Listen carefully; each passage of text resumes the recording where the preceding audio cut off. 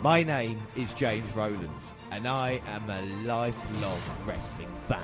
In 2015, I started a podcast with my friend, Dan White, reviewing the WWE Network and seeing if it's worth the $9.99 a month. It was. And since then, every month we watch the latest WWE pay-per-views, NXT, and now 205 Live. Still continuing our journey through the network, watching ECW, WCW, and all its classic content. Until we've watched it all, we are with you, and we are the WNR.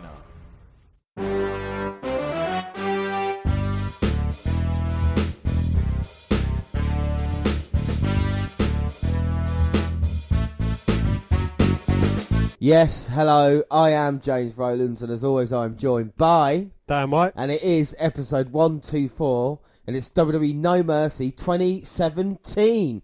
Now, Dan, are you looking forward to the event? I am, yes. There's 2 WrestleMania-worthy matches, so we've been told throughout the past 3 weeks for the build-up for it. So let's hopefully they don't suck as much as WrestleMania itself did. I know. This is what they're building up. I should say beforehand, if anybody notices a change in my voice, yes, I am carrying flu-like symptoms at the moment, which I caught from Dan White. Yes, and if you notice on the last podcast, I didn't bitch and moan about it, and I didn't have to make a point about it. But if people are wondering why our voices have been weird the past couple of episodes, anyway, what better way to kick off than with kickoff? And like you said, Dan, we are in LA, City of Angels, and it is Mania Level, and the panel of Renee Young, David Utunga, Jerry the King Lawrence, Sam Roberts are hyping this up as WrestleMania come early, you know, the start of WrestleMania season, and we're going to have Social Media Lounge with Alexa Bliss. A couple of interesting things happened on the panel. Kurt Angle joined it, and they were talking basically about Kurt Angle saying John Cena was his replacement, and now Roman Reigns is John Cena's replacement. And then Sam Roberts, who I don't like, he asked Angle, who'd you rather have, Cena or Reigns? What do you think his answer was? Cena. John Cena. He said, yes, Cena, because he's been there and done that. And then there was a huge cheer because The Miz showed up with Intercontinental title in his hands. And Kurt wishes The Miz luck. And Miz says, you weren't there for Jason Jordan when he was young. Be there tonight to wipe his nose and wipe away the tears when he loses the Intercontinental title match. King said, look, I did this to Brett and had a go at his family. It came back to haunt me. Miz says, yeah, you're the king. I'm the Miz. Which is, I thought, was a great line. And there was a very positive reaction from Miz. So I would say expect a hostile crowd here tonight, i.e. Jordan, Enzo, and anybody else who the crowd don't like. Roman Reigns, obviously. Talking about Enzo, Otunga completely destroyed him when talking about his match. Completely agree with Neville and said he's got no talent whatsoever and shouldn't be on the card. And then Alexa Bliss was on a Social Media Lounge, and she wasn't happy, Dan, was she? No, she was a bit miserable, bless her. But I don't like to see her unhappy, James, no, you know that. But I think she's quietly confident, though. It's a difficult situation she's going to find herself in, but she's happy to do that. And then we see GPD in the ring and sing all of his songs. And I've got to tell you, Dan, you were saying this, weren't you, about him? Yeah, he does get a good reception. You know, it is a big boo, but he's a heel, so he should be getting booed. Yeah, and it's incredible to think about GPD from his roots in NXT when he was a nobody to come up to Raw and actually getting that gimmick working. And we are going to have an extra match. It's going to be Apollo Crews versus GPD. But before that, we do predictions. And Dan, do you want to tell everybody about our prediction leagues quickly? What, the ones that you're fucking winning? Well, we've got 3 leagues going at the moment. We've got bonus predictions, we've got NXT predictions, and we've got pay-per-view predictions. And we get a point for winning the pay-per-view predictions, which is what we're doing today. Yep. So, yes, James, and I know you want me to say it, you're currently beating me. I am. Well, I mean, we won't talk about, like we say, the bonus predictions that I'm winning or the NXT ones that we're drawing at the moment. It is all about pay-per-view points. The scores that you're on 5, I'm on 10 as we go into this one, No Mercy. We're going to open up our predictions now. But this came as a bit of a surprise for us. It came in late. And I'll ask you first to start off, Dan. Who are you going to go for in this match? Well, I think with the way he's been treated recently, I'm going to go with the guitar-playing douche, Elias Sampson. Yeah, and you say being treated... how is he being treated on Monday Night Raw? Well, he's getting a lot of screen time. He's winning quite a few matches. And, you know, he's coming across as someone who's getting a bit of a push. Yeah, I completely agree with you, and I think Cruz is one of those guys. He's kind of turned into the jobber to the mid-carders now. He's been featured on Kickoff more times than I think any other wrestler as of late. He's obviously needs to go back to NXT, get more development, and GPD, a loss for him now against someone like Cruz. I don't think it's worthwhile. We've seen GPD mingling with people like Finn Balor, haven't we, on the main roster, and the Hardy Boys, and I think he can, especially with his gimmick, go far in WWE. Many people, including us, never thought he was going to do it. In the early going, though, it's a bit of a tight affair for the two, isn't it? Yeah, there's been a good bit of back and forth, a couple of early pinfall attempts, but no real beatdown as such. And as I say that, Samson donkey kicks Apollo Crews, goes for the cover, but Crews manages to kick out. Just at the last second. Titus, like you said on commentary, it's been a big day for him, been with a lot of people, but he should concentrate on his, like you said, Titus brand at the moment, with Akira Tozawa losing the Cruiserweight title in recent times, and of course now Apollo Crews in trouble with GPD, wearing it down submission. I think the only thing that could maybe go against GPD here is the fact it's a kickoff, and usually they like to do face winning. But they've changed it up quite a bit recently, though. This is the thing, haven't they? They really have changed it. I think they've cottoned on the we know, so they're like, right, fuck you then. This is the first time you are listening to us. There's so much stuff coming up, like Halloween specials and the WNR125 next week. And go back and listen to everything we've done. Maybe the Mae Young Classic you want to catch on to. But we're going to concentrate on this right now, because it looks like Crew mounted a comeback. He is, yes, and the clock's flashed up, and it's only 14 minutes until No Mercy. But Crews certainly is a comeback. He clothesline takedown on Samson and nips his way back up to his feet. Roars, standing moonsault, goes for the cover. 1, 2, but Samson manages to kick out. And Titus O'Neil's happy about that, and Crews gets some momentum into this, and like I said, a beautiful there by Apollo Crews. I mean, don't get me wrong, he is so talented, but I still don't know anything about him. He likes to smile. Yeah, he likes to smile. He's quite athletic, and Titus O'Neil is his manager as he tries to power up GPD now. A step up in Seguri, though, as Samson tries mounting a comeback. Well, GPD to the outside is not always a good thing, because we know how Crews likes to fight. He does indeed. Samson's back to his feet. Well, he was, until Crews dived at him with a dropkick. Well, I think Titus O'Neil played a little bit there as well by distracting Elias Sampson, as Crews going to go off the top now to GPD. Douche runs towards the corner, misses him, and I think he's going for his finisher. There you go. Walking with Elias or something silly like that. There you go. Walking with Elias gets the pinfall victory to start off. But like I said, he is hot at the moment, and he gets the win. What did you think of the match? I thought it was, it was a good match to start off with. It was, just a typical match, really. It was a good bit of back and forth.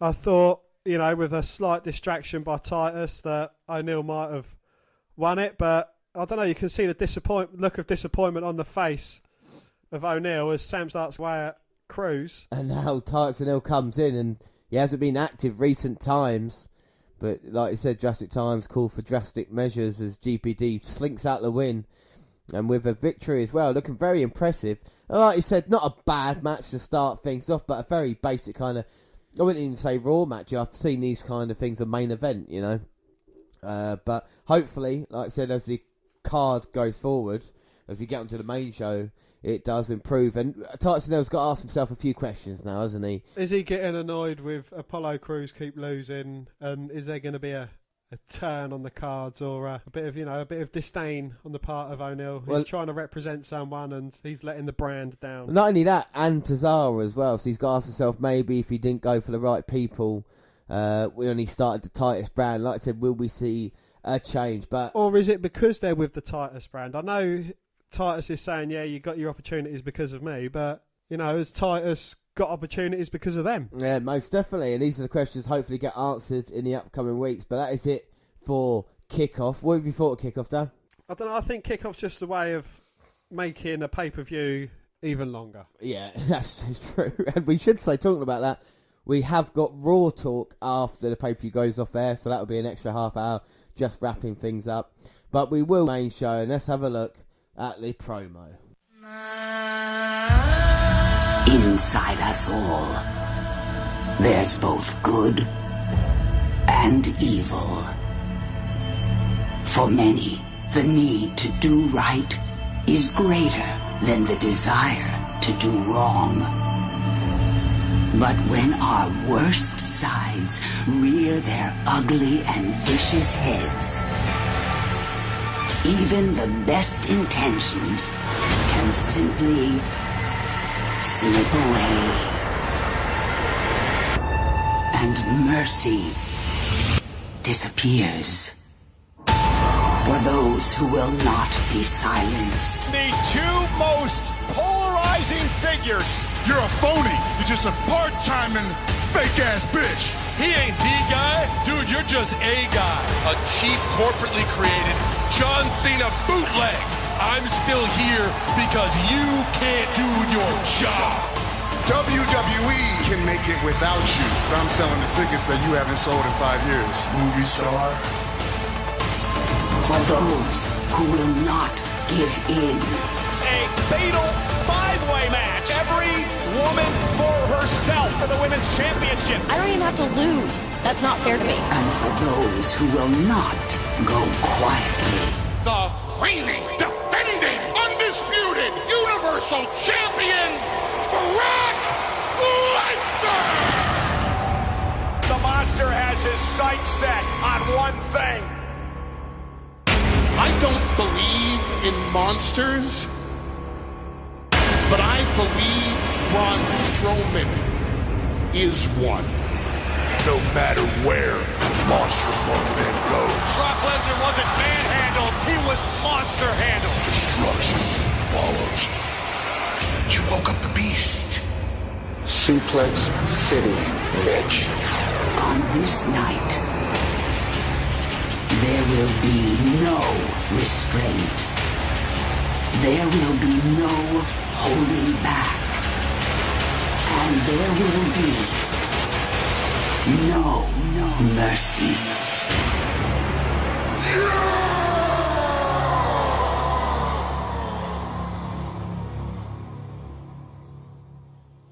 As we got the commentary team of Michael Cole, the man in the moment who's most wanted, Corey Graves, and of course Booker T. So what do you thought of the build-up for this match then, The Miz versus Jordan Dan? Well, we had quite a good fatal five-way, which was won by Jason Jordan. That was last Monday, wasn't it? Yeah. When you see him getting the pinfall victory over Curtis Axel. Well, I don't think The Miz was happy about that. One of his men letting him down, so it gives Jordan the opportunity. But at least they've been feuding now, like say, some saying kickoff. But was any statement sent by either man on Monday, Dan? Yes, well, there was first a statement by Jason Jordan, over to head belly to belly in The Miz, the Intercontinental Champion, but then the numbers took a hold of it and the Miz Taraj joined in and Miz ended up standing tall with his title. Yeah. Like I say, Miz got a great reception. I just want to see the reception for Jordan. So Jason Jordan coming out here, and of course it is his biggest match in his career to go against The Miz, try to get the job done. Basic 3-on-1. It's coming out here. I mean, what were your thoughts on Jason Jordan? Do you like him? I think being aligned with Kurt Angle's kind of hampered him. Yeah. I think, he should have made his own path. He is an extraordinary athlete, don't get me wrong on that. I don't know, I just think being aligned with his dad, which no one in their nan believes. Yes, yeah. Which is probably one of the most ridiculous storylines I think we've seen of late. It's kind of like an Attitude Era style storyline. But they're trying to go serious way of it, aren't they? I know, but it's less believable than Hornswoggle being Vince McMahon's son. Yeah, that is true. That is true. If you haven't got, if this is your plan after breaking up American Alpha, then do you know what I mean? I don't think it's right for Jordan. I think there are maybe similarities if you look at his reaction now to the reaction that Rock got. But I'm not saying those two are exactly the same. I'm just saying he was going for the Intercontinental title. Yeah. They talked about his dad, even though it was the Rock's real dad, as opposed to kind of Kurt Angle here. But it's kind of weird that they're giving it to The Miz, and The Miz, one of the best heels, and he's getting a positive reaction over Jason Jordan, So I have gone in this one, Jason Jordan. Very interesting. But I think, if you see mine, I've gone for Jason Jordan, but in brackets, by DQ, so The Miz keeps his title. Yeah, so Jason Jordan gets the victory as opposed to a Miz retain. Yeah, so no, okay, that's fair enough. But the Miz is now in serious trouble with a collar and elbow type. So we've both gone Jason Jordan in this one, and now he's going to go pin the Miz after the beautiful delayed suplex, but Miz kicking out. So what's your reasons behind JJ? I think it's time. I think it's time for Jordan. The WWE like to do this kind of surprising us, doesn't he? And the question is, where does he go after the defeat? I think a victory from here, and it makes the Miz even more entertaining and even more wound up about it, losing a title to someone like Jordan, and then eventually, maybe even down the line, but like the Miz and Kurt Angle getting involved in it, because the Miz and Jordan, I think Jordan's here, definitely looking, WWE definitely wants him to be a star. I mean, even if he does lose it, I think he's going to look ever so impressive. Don't get me wrong, I absolutely love the Miz, And but I also think having a great match against Reigns, a great match against Cena in the previous weeks on Raw, so I think that's helping with him, really. Yeah, I think the interesting thing is character development for Jason Jordan as well. Like I said, he can go. He has no personality. Exactly, he can go in the ring like no other person. But we need to start. He needs a Heyman. Yeah, we need to start caring about him as well. And hopefully, as you see here, Jordan was on top, and then it's just turned because of Axel's interference. Well, they was closing in on Jordan, and that kind of slowed him down, and it gave a chance for Miz to get back into it. And the Miz is brilliant because he's just interaction with the front row there as well. Just makes you feel part of the show. Don't get me wrong, I love the Miz. And if he was to walk out here as Intercontinental Champion, I still would be happy. But you know what WWE like? They like to spring a surprise. And as we see with predictions, the rest of the night as well, we'll see how it goes. But we've gone for the first title match, a title change. Is that going to be a start of things to come? This is the thing, isn't it? I mean, there's a couple of title changes that I don't know will happen or not. So this is one that I thought WWE will not have a pay-per-view without any title changes, or will they have a pay-per-view with all title changes? Be interesting to see. And plus, right, no offence to the Miz, but it's not like he's got the Singh brothers at ringside. It's Axel and Bo Dallas, do you know what I mean? So it's not like... Yeah. If Jordan can beat him down for a second, I think he will. But the Miz now, beautiful DDT. And now going for the cover. Jordan managing to kick out. And the Miz can't believe it. It was a six-pack challenge, you won. Was it a six-pack challenge? Yeah. And the Miz saying this kid's got guts and he just wants to, I think, hurt him. Like I said at the kickoff, wants to send a message to Kurt Angle as well. And the Miz has got much more aggressive, much more focused recently. So do you think the Miz works better alongside someone on his own? Because you've never really seen him, when he first came into it, he was in ECW, he was with John Morrison. And then, he was a show Miz.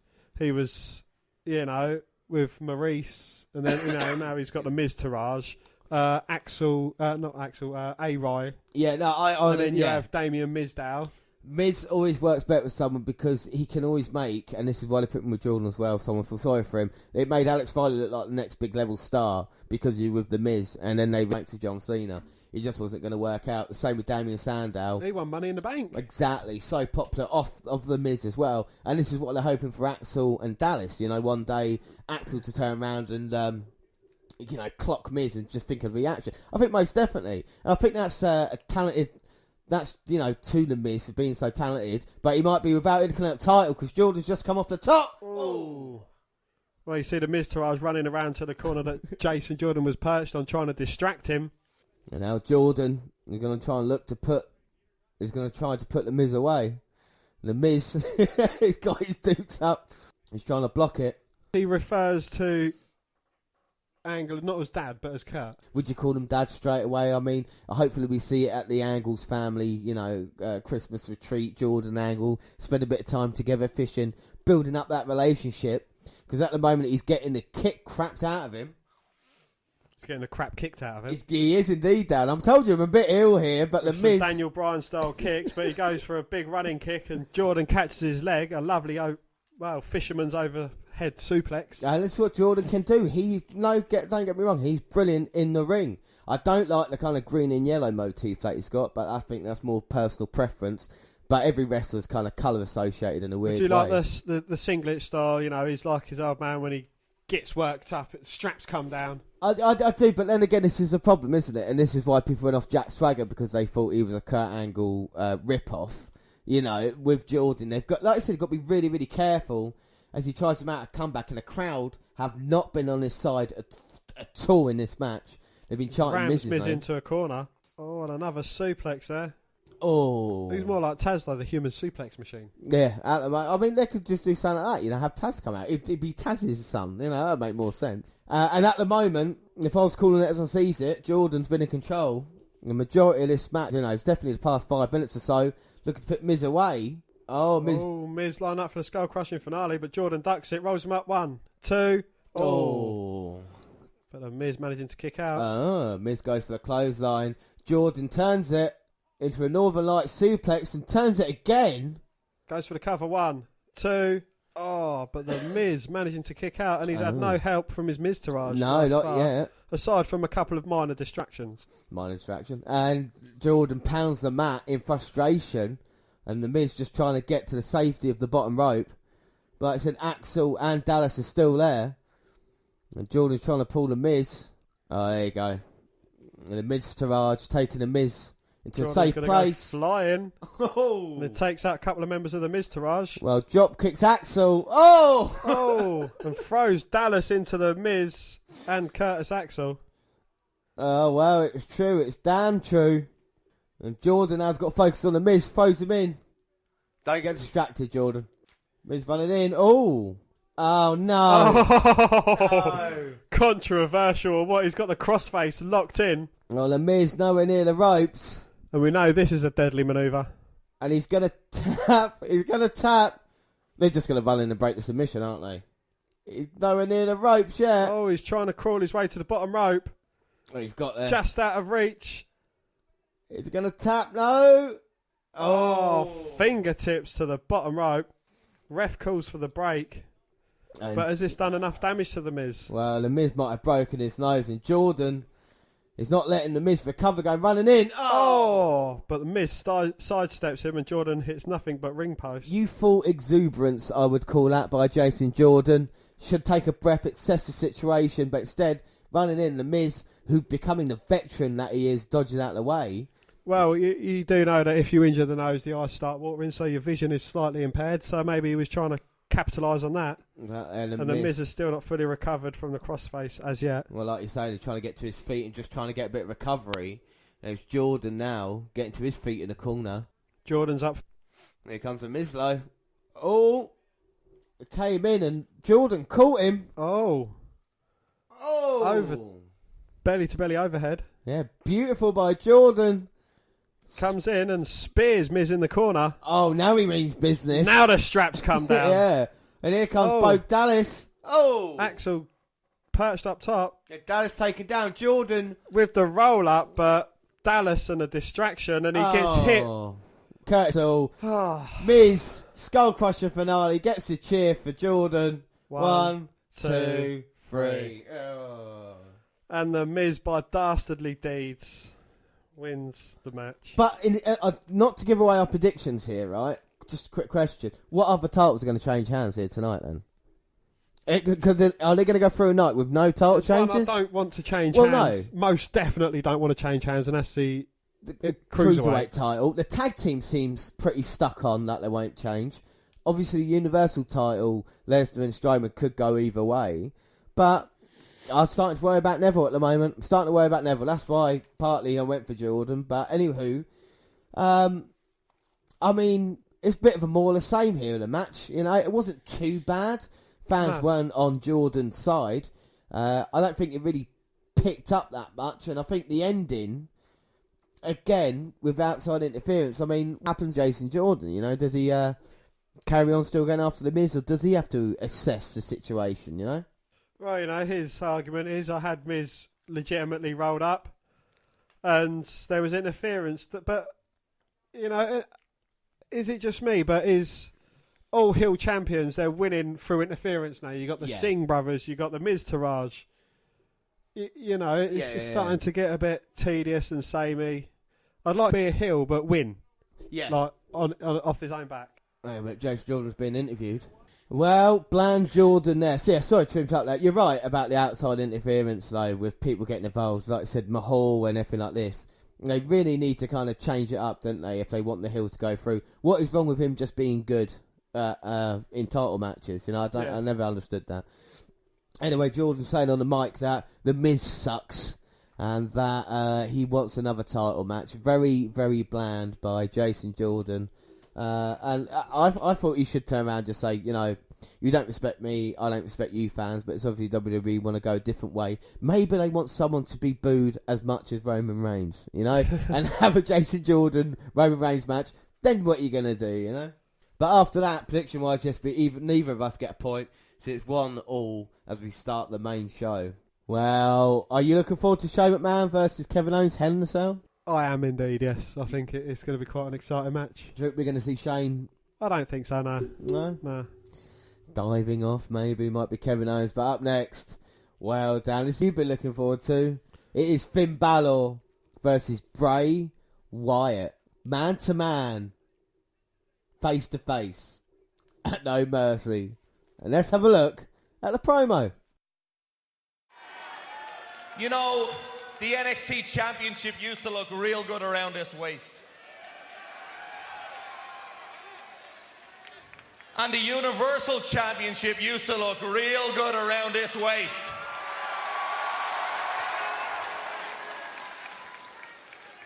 And the Intercontinental Championship would have looked real good around this waist if it wasn't for Bray Wyatt. And I learned that although I may have been victorious at SummerSlam, you never truly beat someone like Bray. He never truly goes away. He always seems to appear when you least expect him. Well, mark my words, Bray. The next time you appear, I will be ready. I don't run from my demons because sometimes I become them. So if you want to continue to play games week after week, let's play! When I was a child, she used to take me hunting. And I'll never forget the first time I flicked my little finger and an arrow struck through the heart of my prey. Yeah. It was an exhilarating experience. And I was good at it. But after a while, I got bored. It just became too easy. Yeah. So I decided I wanted to shake things up a little bit. So I put my weapon down. And I started to just use thee. Just thee. My bare hands became their judge, their jury, and their executioner. My bare hands judged them all. And they were always guilty. You weren't victorious over me at SummerSlam. The demon was. The demon is your bow and arrow, Finn Balor. Put it down. Face me man to man and show me no mercy. Make a choice, Finn. Define your legacy. Make a choice, Finn Balor. I've already made my choice, Bray. I know exactly what I am. I am Finn Balor. There he is. There he is. The confident hero they all dream of becoming. But now, the big question remains. At No Mercy, will you prove to these insignificant souls who worship you that a mere mortal can topple a god? Or are you gonna be like all the others? Running around like a scared little rabbit. Run, little rabbit. Run. Run, little rabbit. Run. So it's been an interesting build-up, this has. I mean, we saw the Demon King Finn Balor showing up at SummerSlam, putting Bray away. Many thought it would be the end of the feud. I did not. I knew this would continue. And now we've come to No Mercy, and Finn Balor saying, I'm going to have no face paint on, and I'm going to fight you, Bray, man to man, and prove I am better than you.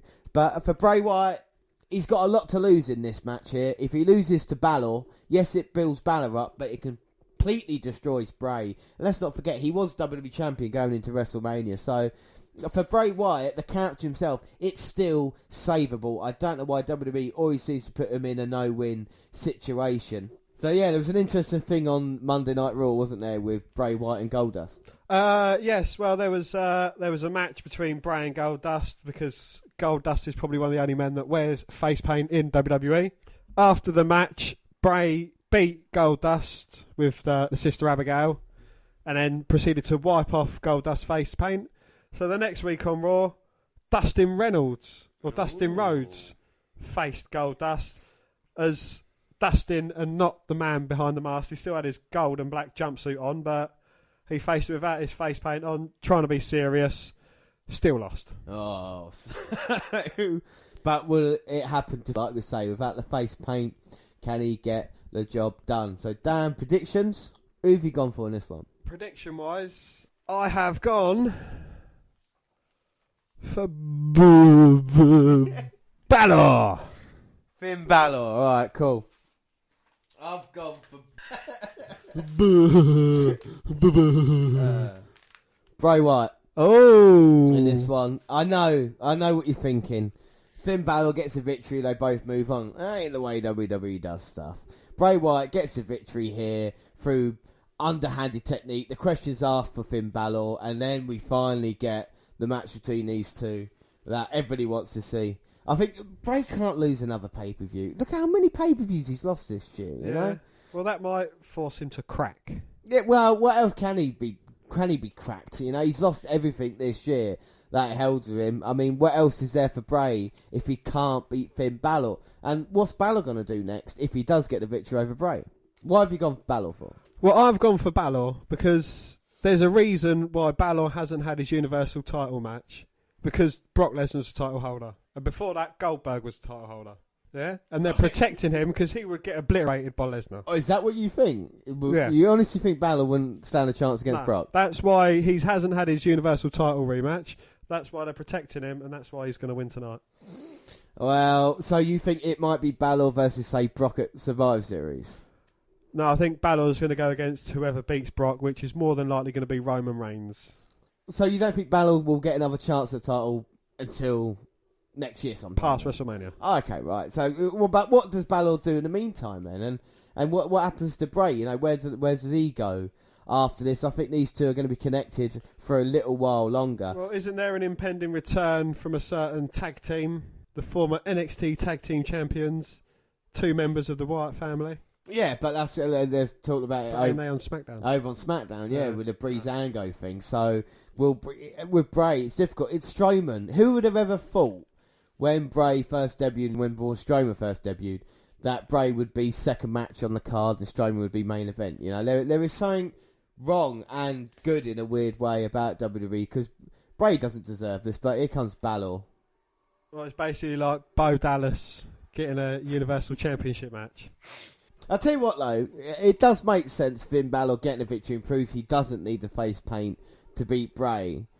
But, I don't know. I'll just go Bray, because Bray, he can't lose anymore. Is this an exciting match on paper? It's an exciting match on paper, card, laminated, written on glass. It should be an exciting match. So why am I not looking forward to it then?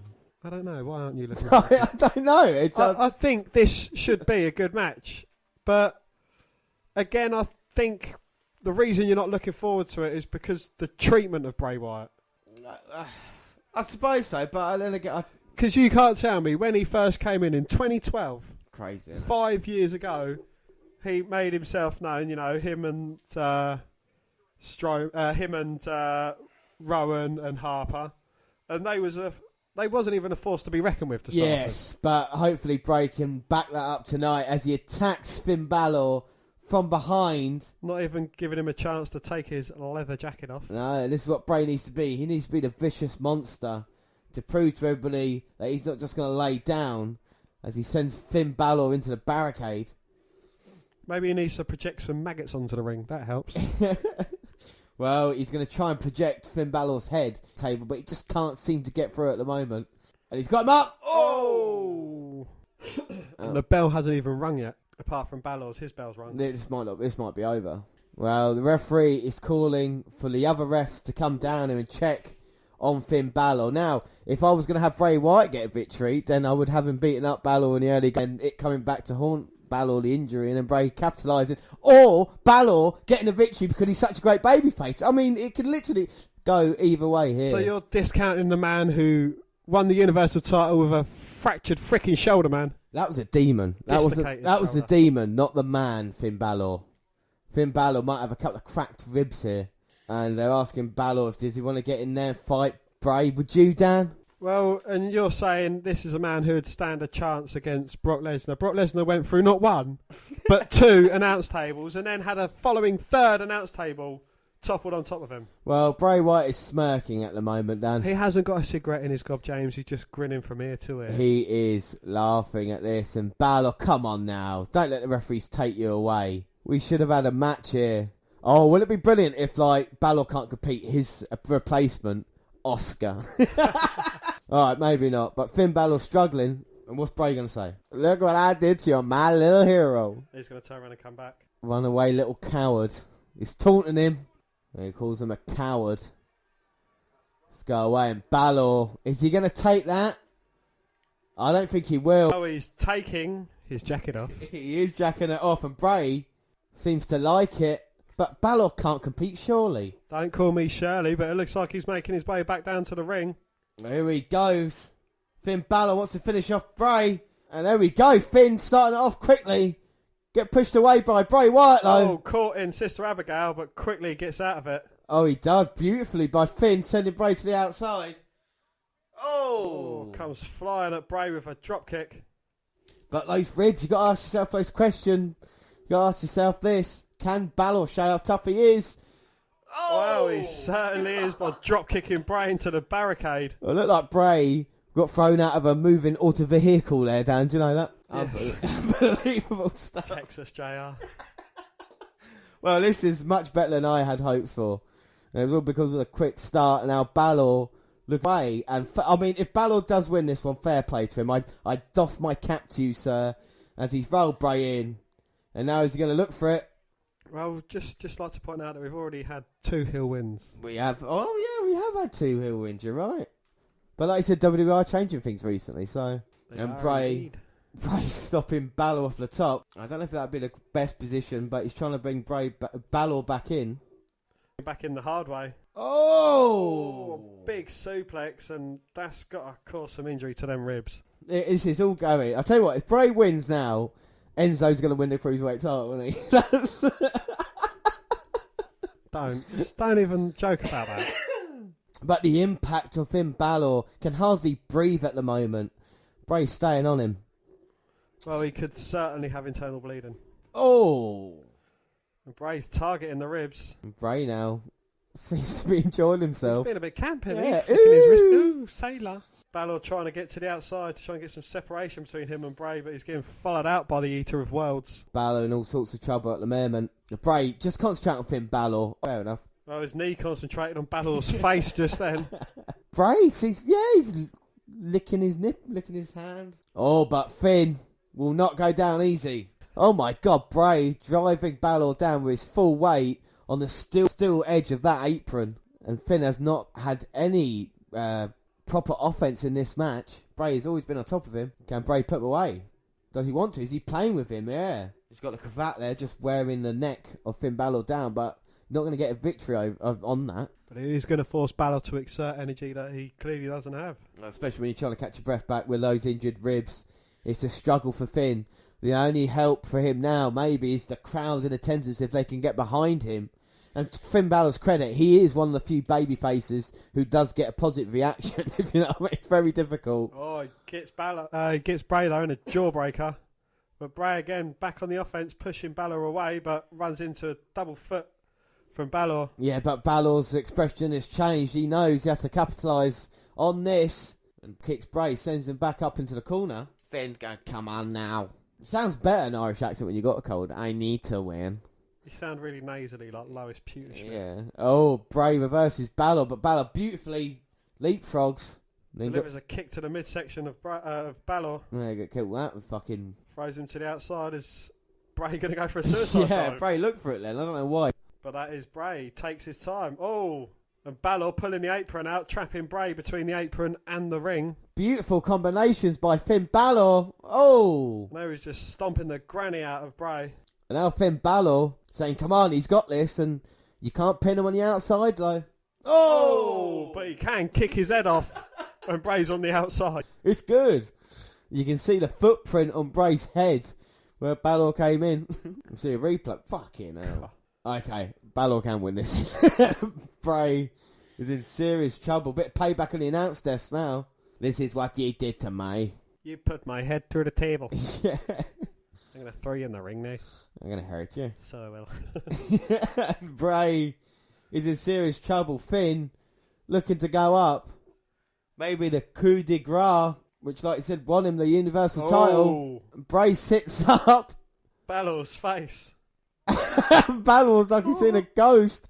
What's he going to do now? Well, Balor's turned into a demon. He doesn't need the face paint to be a demon. Oh, goes for the kick. Misses it, though. Oh! Swing blade. Hits that. Here we go.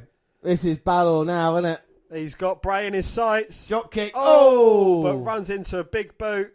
Gets... Oh, I thought he did then. If he'd hit the Sister Abigail, it would have been over, but he didn't. Senton goes for the cover, but Balor managing to kick out. You and I both thought exactly the same thing then. Sister Abigail would have been over and done with, but Bray hasn't put Balor away. Finn is still in this match. And like I say, this could be the only difference for the rest of the card. So this is how important it is on our prediction league. Do I remember you saying this is one match you're not looking forward to? Well, I tell you something, this is definitely turned, isn't it? You know, it's excitable as Bray is just playing around with Finn. Oh, Finn's gonna get angry. Look at Finn; he's not happy. Ye are pissing me off. Yeah, slaps to the face. I don't like it. Oh, look at Finn now. Forearm by Finn. Oh, Bray and Finn exchanging the yay nay punches, but an overhead kick from Balor gets caught in Sister Abigail, but Balor reverses it. A coup de grace from the mat. Goes for a cover. 1, 2. No, Bray managing to kick out. And Balor was close there. But like he said, stomping him there is fine, but you need to go off the top if you want to get the job done. And these two men, I tell you something, it has been very entertaining. We'll talk about the match in a minute. It is coming to an end now as Balor's grabbing those ribs and looking to put Bray Wyatt away. Balor comes running in and a double drop kick on Bray, who's in the corner. Yeah, now Bray's in a prone position. Yeah. Can Balor climb the ropes? No, Bray's going to get up and catch him. No, Balor now going to the top to end this Come on, hurry match. up. Hurry up. Coup de grace. Oh. Bray going up there to meet Balor. Really suplexed him off earlier. He's going to try it again now. Oh, but Balor's fighting out. Come on, Balor. No, I think Balor holding on. Elbows to the face. Go on, keep hitting him. Hit him. Bite him. There you go. Bray drops down. Balor now. Coup de grace. Come on. It's Finn Balor time. Coup de grace. Bang. Oh, coup de grace to the back of the head. Roll up that man. 1, 2. Fuck off. Well, I thought it was over, but Bray kicked out. Yeah. Didn't think that was coming. Did not think that was coming. But maybe because he wasn't grounded, the kind of momentum took Bray away. Even though Balor didn't really waste a lot of time getting the cover, did he? No. Well, Dan. Well, this has definitely been the best match so far. Most definitely, yeah. As Balor looking to put away Bray. Oh my God, yeah, his expression changed. Is it trying to be a dragon sleeper, maybe? Oh, gets reversed. Balor with a backslide and he just gets caught with a big right hand. 1, 2, kick it out. You ain't getting it down with that, even though it was big momentum by Bray, and he seems to be slapping himself now. He doesn't know what it's going to take to put Finn Balor down. Come on, Balor, just remember that he's only Husky Harris. But this wouldn't be bad for Bray if he did this in every match and didn't lose. But he does this every match and then loses, you know. So it makes him look good up until the bloody end. You can't put him away. And now, Bray, what are you going to go for? What are you going to go for to get reversed now? Pick up Balor, suplex. Oh, just froze Balor. Well, there is a size difference between the two. As Bray looks furious as well. He's taking his time. No, this is what you don't want, isn't it? Yeah, mind games. And Bray again. Just throwing Balor about the ring. It's like he's trying to build up his special on SmackDown. He ain't got enough yet. Got one more should do it, Bray. Uh-oh. Bray on the second rope. This is not good for Finn Balor. Bray taking his time. It is good for Balor. Oh! And as I say, up and delivers a step-up enziguri to the head of Bray. And now what's he got planned for Bray Wyatt? Oh, well, he gets pushed off. But rolls back, lands on his feet. Oh! Kicks Bray into the corner. And now he's going to go to try another one of those beautiful drop kicks from Balor. This has been a war. Begging for Bray to get up. Oh! Gets kicked into the corner. Run up that top rope, bro. Go on, hit it. Come on, Balor. Come on. Coup de grace. Hit that coup de grace. It's going to be over and done with. Come on. Here we go. Pow! You don't kick out two, you cunt. 1, 2, 3. Yeah, boy! Does that mean a lot to you, Len, didn't it? Finn Balor gets the victory over Bray Wyatt. What do you think of the match? I thought it was a bloody good match. Definitely match of the night so far. I know we've not really had it to. For a match you weren't looking forward to. Yeah, that turned into a really, really good affair. And like I said, hopefully this is over now. Balor proves that he can beat Bray with the face paint off. But, I mean, Bray's game plan was brilliant. Just took a little bit long. Took 2 coups de grace to put Finn Balor down. But that does mean, Dan, you do get the point. You're 2-1 up. Oh, am I? As you making your maybe the greatest comeback in wrestling history. So it'll be interesting to see what happens with Finn Balor and Bray Wyatt as we move on. But I think more excitingly, just seen a video because Oscar is coming. Dan, stupid question, but are you excited for Oscar's arrival on Monday Night Raw?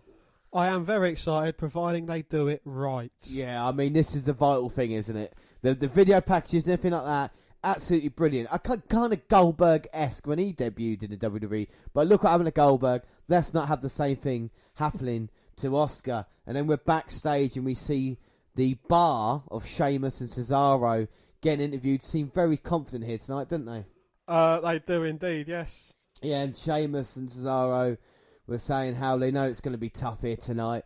They know it's going to be hard because they are the ones that set the bar. And Seth Rollins' entrance, not getting a bad reaction. Do you think Ambrose will get any better?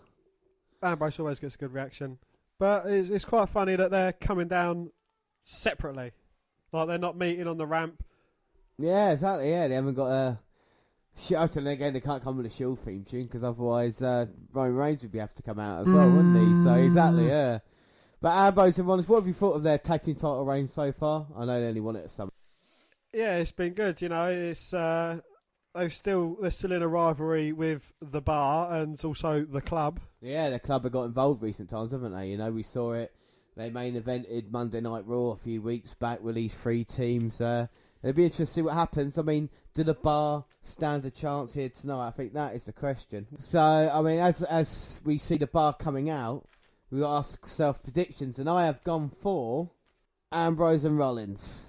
Ambrose and Rollins. I think a simple one in this one. Dan, who have you gone for here? Well, I've gone slightly different to you. I've gone Dean and Seth.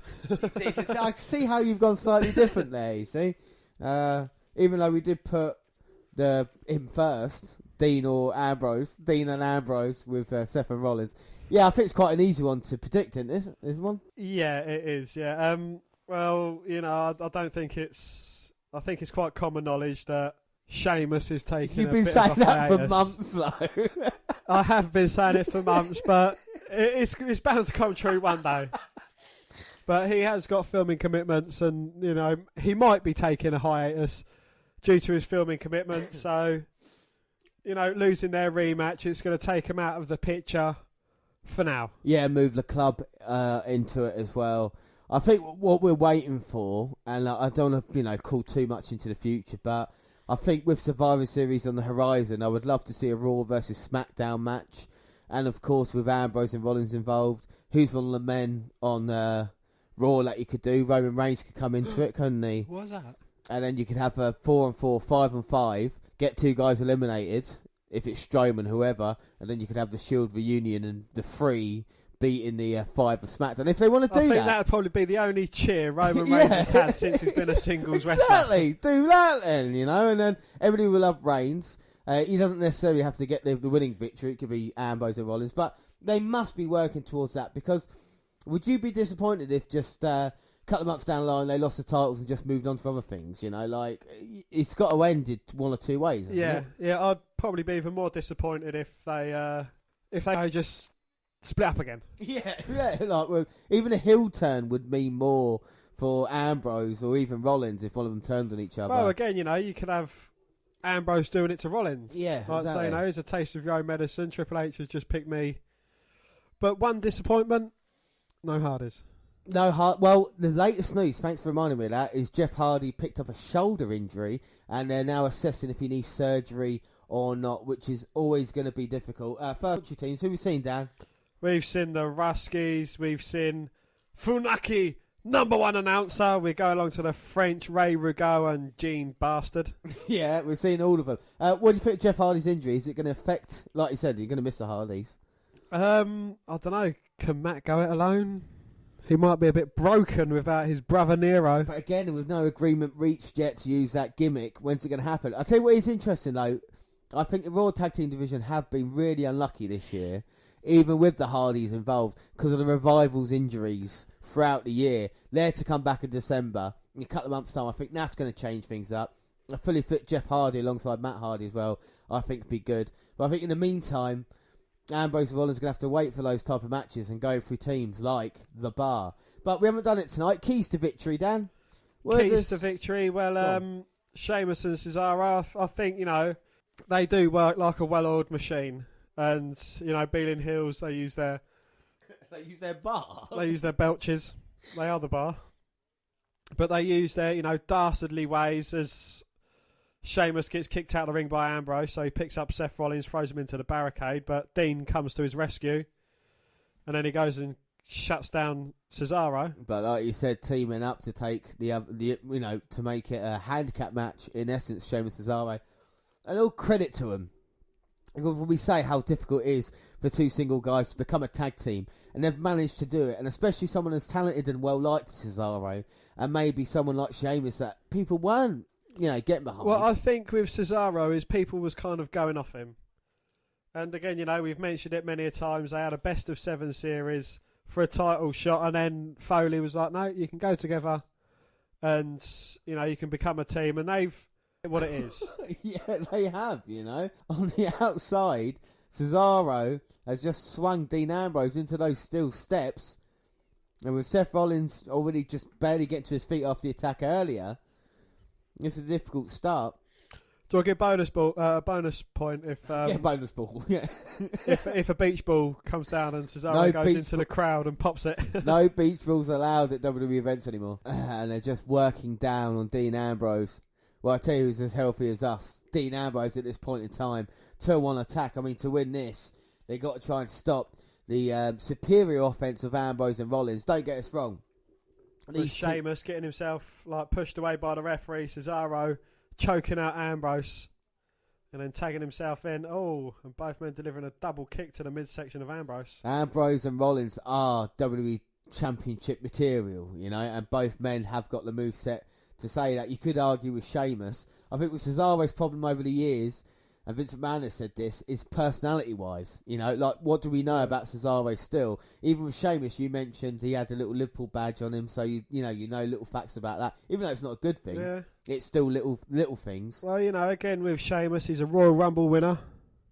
Yes, exactly. Well, Sheamus was put in a position you could argue with Roman Reigns about, 4 or 5 years ago, winning the World Championship off Daniel Bryan at WrestleMania and trying to have that successful babyface run. And it didn't work out for him, and he kind of struggled a lot, even though he was then again WWE Champion a couple of years ago when Triple H decided, just for shits and giggles, there we go, I'm going to make him champion.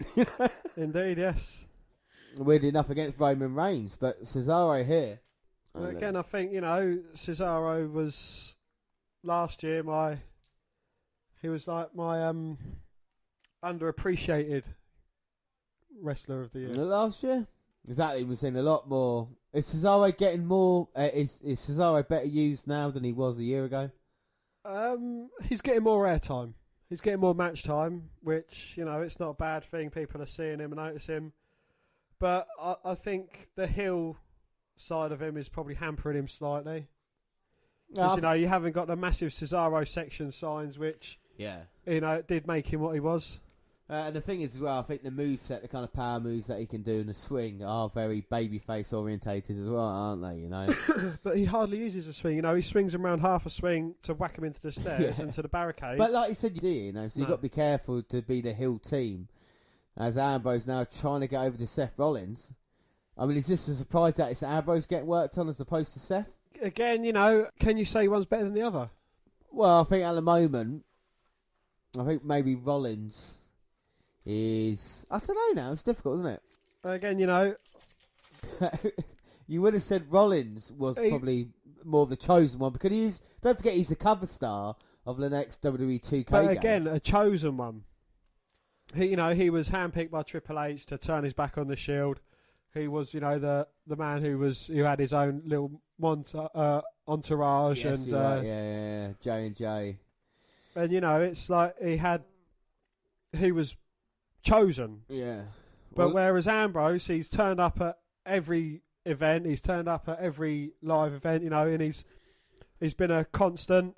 He's had some great matches. A good match with Jericho in the cage. Yes, exactly. Yeah. I mean, we'll get back to that in a second. Because Seth Rollins has just got the hot tag in, and he's diving, springboard in, clothesline, taking down Cesaro, taking down Sheamus, and then a beautiful move to Cesaro, diving to the outside for Sheamus. He's not slowing down. Swing blade, yeah. Well, he hit Cesaro with a blockbuster, went outside, took Sheamus out, hit a swing blade, and he's busted Cesaro open. And it's bad for Cesaro, but managing to kick out.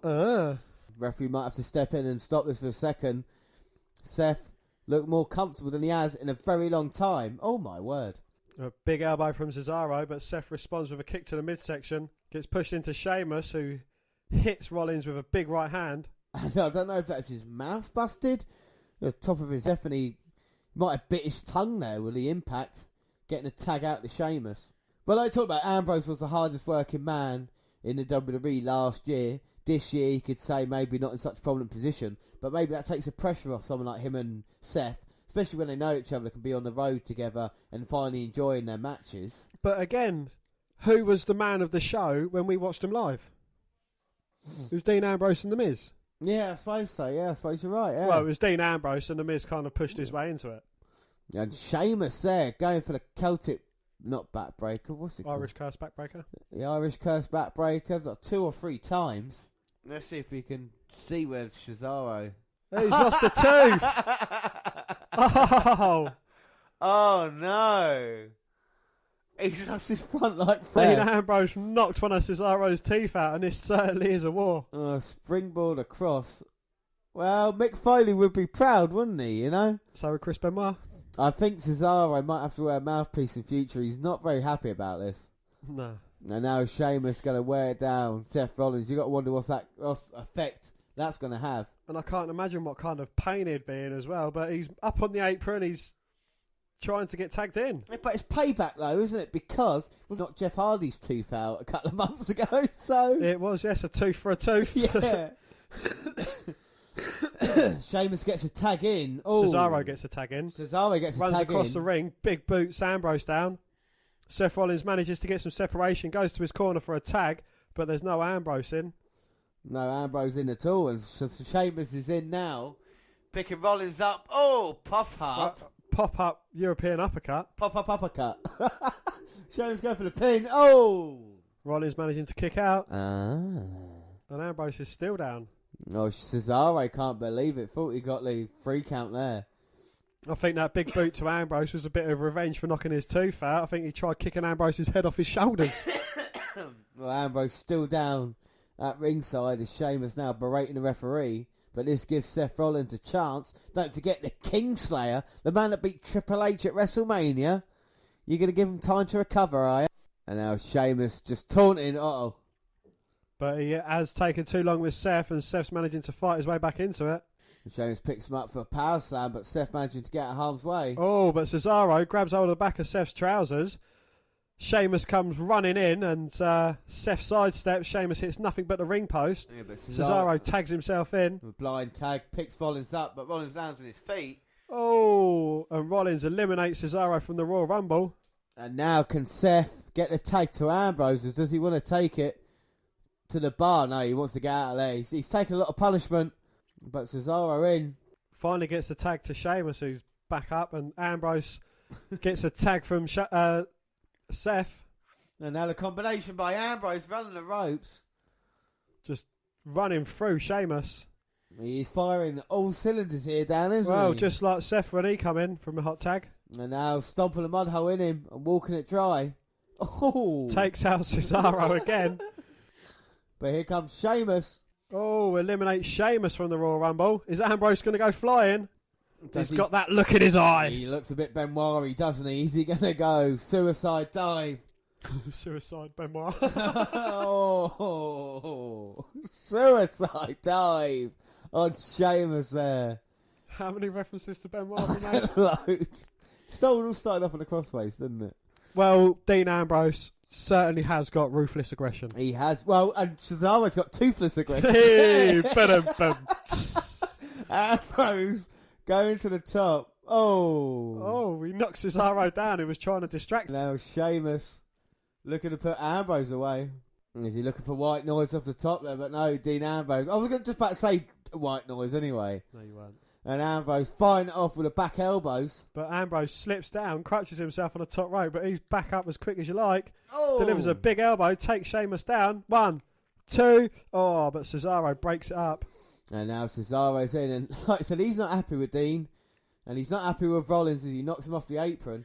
Referee's got to start getting control here. And maybe it's the worst thing to do, you know what I mean? What's the saying? There is a saying about injured animals and stuff. Anyway, it doesn't matter. Cesaro's in. Double powerbomb time to Ambrose. Oh! No!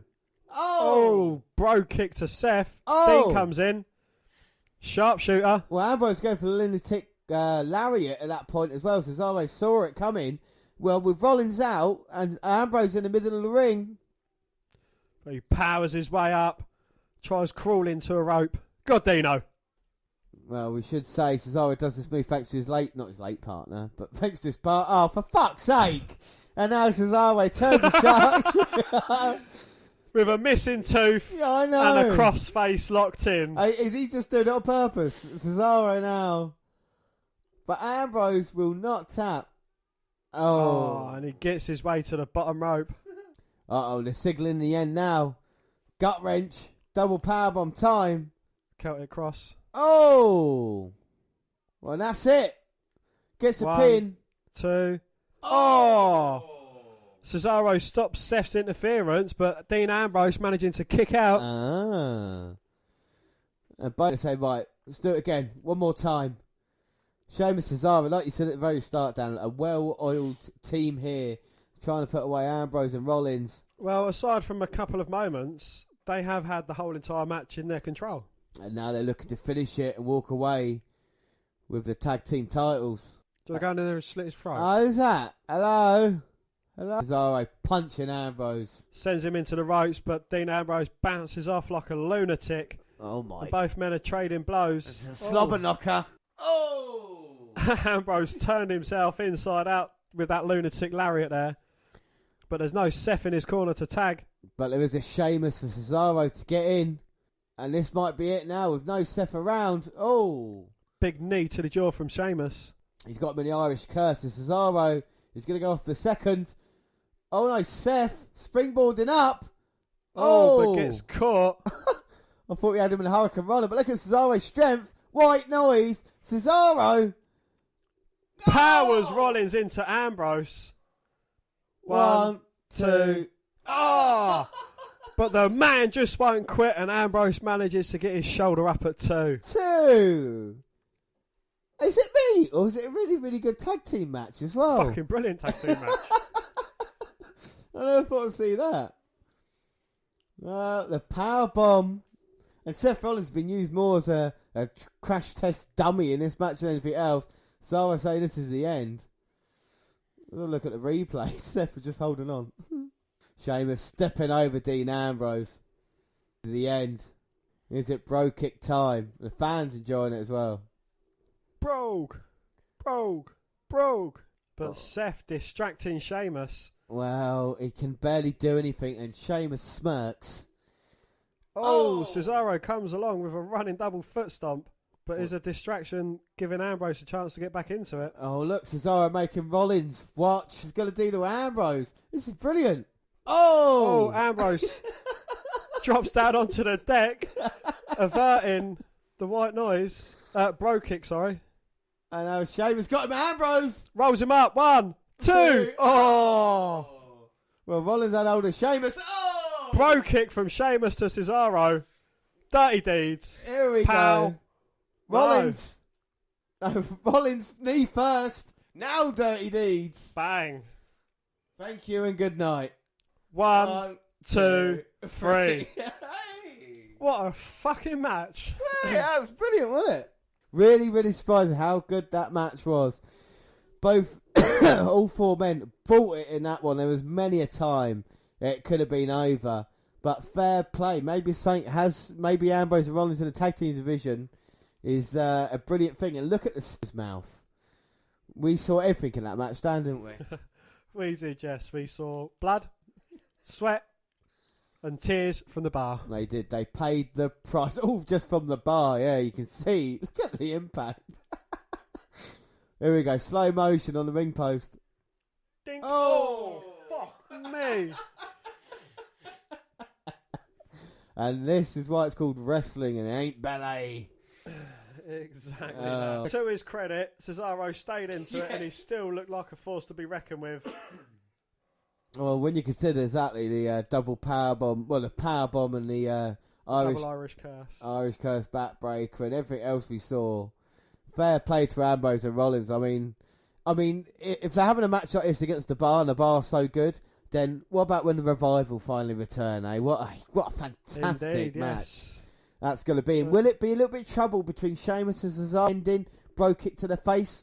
Maybe keep them apart. Give Sheamus a chance to actually be written off TV this time. Well, one can only hope. Yeah.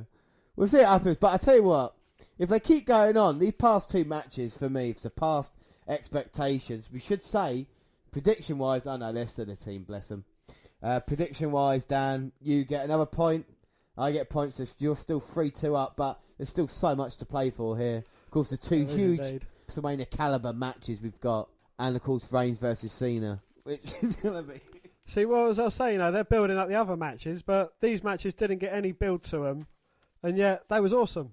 They really were. The Balor Bray match, the Miz Jason Jordan was, yeah. It was over. It was a match. It was over before it got too bad, didn't it? You know, but the crowd, like you said, really heated up. Loved this one. So I'm expecting maybe next the Cruiserweight title to bring it, and then the 3 big main events. But yes, 2 great matches. Yeah, absolutely. And if this pay-per-view, like I said, I've got high hopes for the 2 big matches. So at the moment, this pay-per-view could really get somewhere. Oh, but up next, Dan, it is a Women's Championship Fatal 5-Way. Alexa Bliss defends against Nia Jax, Bayley, Sasha Banks, and Emma. And let's have a look at the promo. The following contest is scheduled for one fall, and it is for the Raw Women's Championship. You could get high or you could get low. You could stay young or you could grow old. Let it go. Cause I'm a go for broke. You could go hard or you could go home. You could live life or you could just fold. Let it go. Cause I'm a go for broke. Alexa Bliss, the champ, center of the ring, nowhere to go. You could get high or you could get low. You could stay young or you could grow old. Let it go. Cause I'm a go for broke. You see, last night I on Monday Night Raw. There's only one legit boss. Let's be honest, Sasha. You've never successfully defended that title. Look at Charlotte trying to reverse this. Shoulders down, shoulders down, shoulders down. Charlotte down. That's a selection. Cover. Hooks the leg. Charlotte. Figure eight. Sasha has got to tap out. Charlotte is the new champion. Next week, I want my match.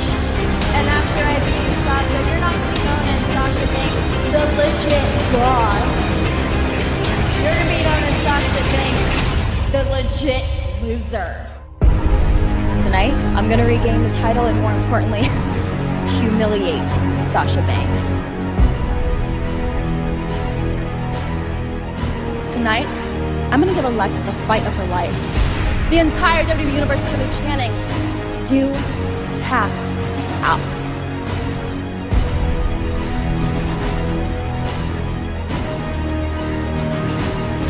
Here we go.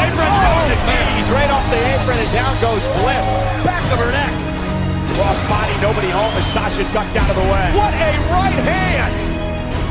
And now she's definitely out. Banks staying alive. Oh my goodness, top rope, Bliss with a superplex! But Bliss hurt herself as well. Uh-oh, there it is! Oh my God! Lights out, cover! To win the title here on Raw! Got her! The goddess of WWE reclaims her throne. Nia just stabbed the goddess in the back. Nia's making it perfectly clear what she wants. I'm going to make my own opportunities. No Mercy, you're going to see Sasha Banks versus the Raw Women's Champion, Alexa Bliss. Explain to me how Sasha gets a title opportunity at No Mercy before I do. No offense, but according to my Twitter feed, no one was talking about you last week. The internet was buzzing, but it was over the woman who single-handedly started the women's revolution. Me. You don't just come in here asking for opportunities. The two of you are going to team up together tonight to take on Sasha Banks and Alexa Bliss. If the two of you win, I will add you to the match and make it a little four-way. Tag made by Emma.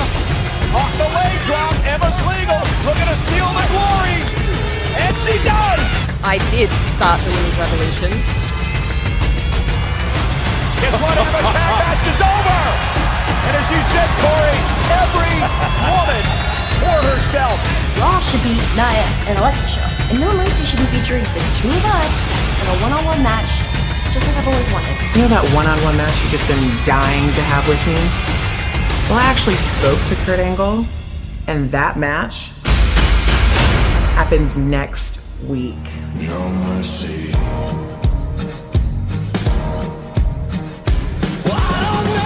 This Sunday, when I eliminate each and every one of you, that title is gonna have a permanent home. Alexa, look, I don't want Emma or Nia in the title picture. Because if it's just me and you in that ring, I will beat you. And come No Mercy, I will make you scream when I make you tap out. It's all about me. And Miss Bliss, I'm ready to take my rightful place at the top of the Raw Women's division. Long live Alexa Bliss, the one, the only goddess of WWE. Billy is back tonight. Nia, take it out. Sasha and Billy are fighting. Billy, welcome back.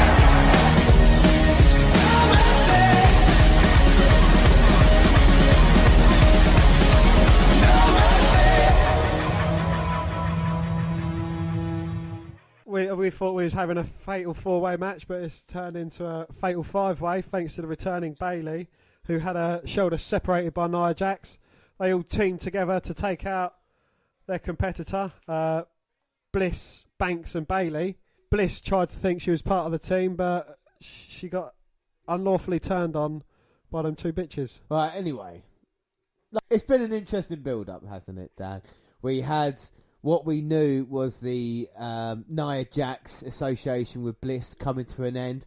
Jax saying that she wants to be her own woman now and taking out Alexa Bliss. Alexa Bliss finds herself alone. We've got Emma, the popular Australian, made her way up from NXT many a year ago, now finally getting her chance.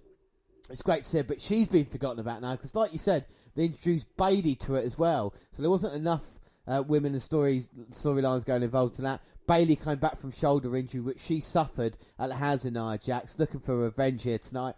And of course, Sasha Banks, the woman with possibly the worst record in women's championship matches and reigns, is going to try and get the title here again. So there's a lot of stuff going on. Who is the biggest threat to Bliss's title here tonight, Dan?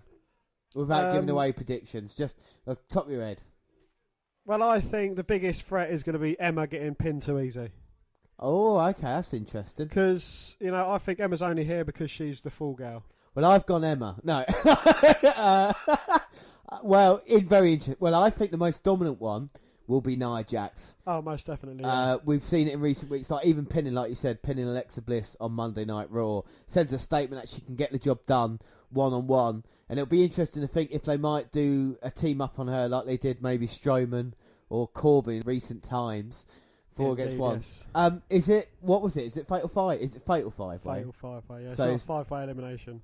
Is it 5-way elimination? No, it's not. It's just a Fatal 5-way. Okay, so only one fall. So like you said, Emma get caught out, but it could be Bayley. She might be a bit ring rusty, and Nia Jax. But, Dan, predictions. Who you gone for in this one?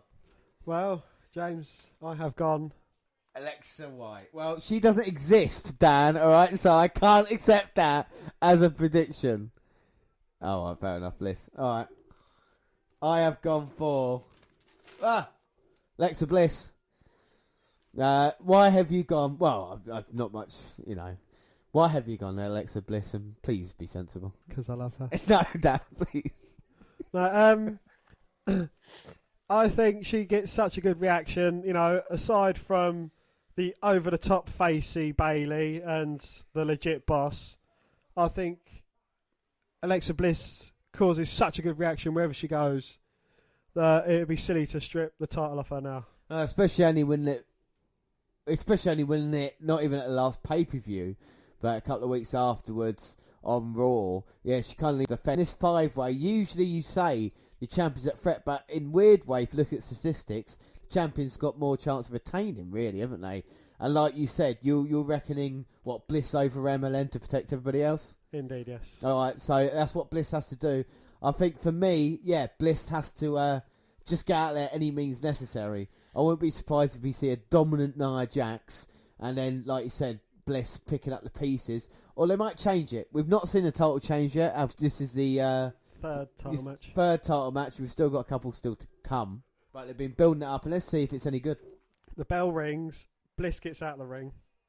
They all face, and they all face off in Nia Jax. Well, it's been really weird crowd reaction. You would say Emma got cheers, be credit, but half were quiet. Bayley got cheers, half were quiet. Banks got jeers, boos, a bit surprising. And Jax got cheers, but obviously the overwhelming popular one was Alexa Bliss. Here we go. How are we going to start this off? Oh, we were Emma wrong. Turns her attention to Bliss, and Bayley and Banks turn her attention to Jax, who she quickly fights off, and then slams Bliss in the corner, but gets caught with a drop kick by the other 3 girls. So Bliss is out, Jax is out, and now Emma, Bayley, and Banks. This might be unfair advantage for Bayley and Banks to be able to team up together, take out the other girls. Well, there can only be one winner, James, so they can't team up for too long. That's true, and Emma knows all about Banks and Bayley. Oh, 3-way test of strength. Yeah. Oh, Emma kicking Bayley away. But Banks slapping the chest of Emma. There was no excuse for a match like this to be slow either, do you know what I mean? It shouldn't be slowed down. We haven't had a match really that slow yet, so let's hope they keep up the pace here. Now, Emma's out the ring. What are these 2 women going to do? Are they going to face off? Well, let's see what happens between these 2 best friends. They've gone out before and had classic encounters. Well, 3 of whom are on our top 25 women. And now Banks dodging Bayley. Big boot to Bayley's face. Jax recovering though, like the monster from the abyss, picking Banks up. Going to slam her into the barricade. And that's Banks eliminated from the match, and she's going to turn women whose arms she dislocated. And Banks, you can see the strapping on the arms, trying to fight Nia Jax. Headbutts Bayley's shoulder. Yeah, and that's how clever Nia Jax is. Knows the spot she injured because she injured it. Yeah, but Emma comes into her credit, jumps on the back of Jax. Well, Emma is, probably the least well-known out of all these, but I'll give her some credit. She is tough. She will not back down. And she gets caught by Nia Jax with her hair. No, grabs hold of her hair, but Emma fights her way out of it. But gets caught with a Bobby Roode spinebuster. Oh, that is a thing of beauty. And Nia Jax saying, no, that's not going to work. Talking of things of beauty, in comes Bliss to stop the count for Jax before she even gets a chance to cover Emma. But this is an unfair size advantage, though. Bliss is dwarfed by Nia Jax. But that doesn't stop her. She goes to try and plant Jax with a DDT, but gets stopped in her tracks. Yeah, exactly. Look at the power of Nia Jax saying, you want to play with a real woman girl? Come on, let's have it. That's what she shouts at her. Oh, throws her over her shoulder. Oh my! Gets splashed in the corner. God, and Emma. Oh, she gets caught as well. Oh, Bliss with a boot to Jax. Do I get a bonus point if the winner of this match, Oscar, then comes out and has face to face with him? Wouldn't that be fucking awesome? No. Bliss, she would kill Bliss. Bliss getting caught. We talk about Oscar killing Bliss. Nia Jax trying to do it now. Oh. But Jax aware to that and throws Bliss into Banks, and now she's got both of them on her shoulder. Oh my God! Look at the power! Look at this. She does a squat. Oh! And a double Samoan slam. We've seen John Cena doing things like this, but we've never seen it from the women. And that is very impressive. That is very, very impressive by the kind of shit she needs to do. And Bayley's doing the stuff she needs to do at the moment, putting Nia Jax down. Maybe one of the only few women who have beaten Nia Jax. Bayley, of course, but she's just got caught by a gut wrench. And you would say Nia Jax, it's just experience she needs to get because she's got the raw abilities, She goes to suplex Bayley, but she carries on and she's got a front face lock. Yeah, she's just trying to put Jax down. Nia powering up, though. The ropes get some separation, but you don't have to break it, Bayley. Well, exactly. Anything goes. We're just looking for a pinfall. And she's hanging up Jax on the top rope. Oh, but look at Emma's got the leg. And now Banks and Bliss, and they're trying to eliminate her. Wow, it took 4 women to eliminate Jax from the Royal Rumble. That is something I'd love to see. The women's Royal Rumble. I think they've got to go there now. There's the amount of women that's available as Bliss and Emma team up, throw Banks into Bayley. Might be a new team. They look at each other. Of course, Emma used to be friends with Dana White. Bliss with Nia Jax. Bliss friends with Daniel White. Exactly. Beautiful butterfly suplex by Emma. Oh, Bliss goes for the cover, but Emma breaks it up. Well, could Bliss try to steal it from Emma? That wasn't fair. Well, it's every woman for herself. Well, now it is pushing contest. Oh. Slap the taste out of her face, Bliss. Well, Bliss just did that, and Emma boot to the midsection. It's going to make Bliss pay. Oh, running kick. Yeah, beautiful drop kick. Going to get the cover. Oh, nearly there. I nearly saw a 3 count. Banks back in the ring. Emma looked to put her down. Oh, both women exchanging big right hands. Emma getting the better of that exchange, though. And there's me discounting Emma. I think she's put in a good performance so far. She's brilliant. And now trying to take Nia Jax down. Maybe that won't work. Jax just up with the headbutt. She's going to springboard back in, maybe? No. She's got Emma. Uh-oh. No, not this. Oh, my God. Oh, trying to suplex Emma out, but Emma's fighting for dear life. Delivers a big knee to the face of Jax. Oh, rolls out the apron. No, Emma. No. Oh, tries with all her might to powerbomb Jax. Oh, and now Bayley helping. Bayley gets a tree trunk. No. And look at Bliss Banks. and Banks. Yeah. They're conspiring. Fuck me. They folded Jax up. 4 women it took to fold Jax up. Oh, my word. I don't think I've ever seen a move like that before. God, no. Delivered to Nia Jax. The impact there. Oh, my word. She was folded up like an accordion. She was on those wafer-thin mats as well. It is nearly pure concrete there. It is, and she got folded up in half. She kneed herself in the head in the process. She kneed herself in the head. Who would have thought we would have said that about Nia Jax? As now, with Nia Jax eliminated... We're going to have a 4-woman standoff. It's just like Brock Lesnar getting eliminated from a fatal 5-way match, coming in and ruining everyone. I know, and Emma just drop kicking Banks out the ring. Bailey going to Emma for a bit of revenge. Bliss stopping that. Emma trying to cheekily roll up Bliss. Oh. Bliss returns a favour. No, Emma kicking out. And Bliss, she's got vicious side to her, you know. Oh, yeah. As we've seen, and now, slamming Trips Emma. Slamming her down, but walking straight into Bailey. Who suplexes her into the bottom turnbuckle, leg first. Yeah, but she can't see Emma. Now Emma. Double underhook on Bailey. Throws her over. Well, the Emma lock is something she loves to use, but at the moment it'd be a bit difficult, especially when you talk to the crowd. Get a run up. Running crossbody takes out Bailey and Bliss. She's going for the cover of Bailey. Bailey manages to kick out. Banks is back on the apron trying to get her way back into this match. Yeah, Bailey's gone out the ring in a second. There we go. Plop. And now it's Banks. So, these two women, Emma get the kick. Caught by Banks, knee to the face. Bulldog. Sasha Banks there, showing her ability and then showing that huge knee to Emma. Knee. But Bliss in to break it up. Saving her title. Well, like I said, I think Bliss has been basically on defence the majority of this match, just stopping any covers. And now look at her and Banks staring at each other. They got unfinished business from SummerSlam and the Raw after. And Banks going for the bank statement. But Bliss fighting out with some brutal big rights and lefts. That's a lovely four. A bit too long.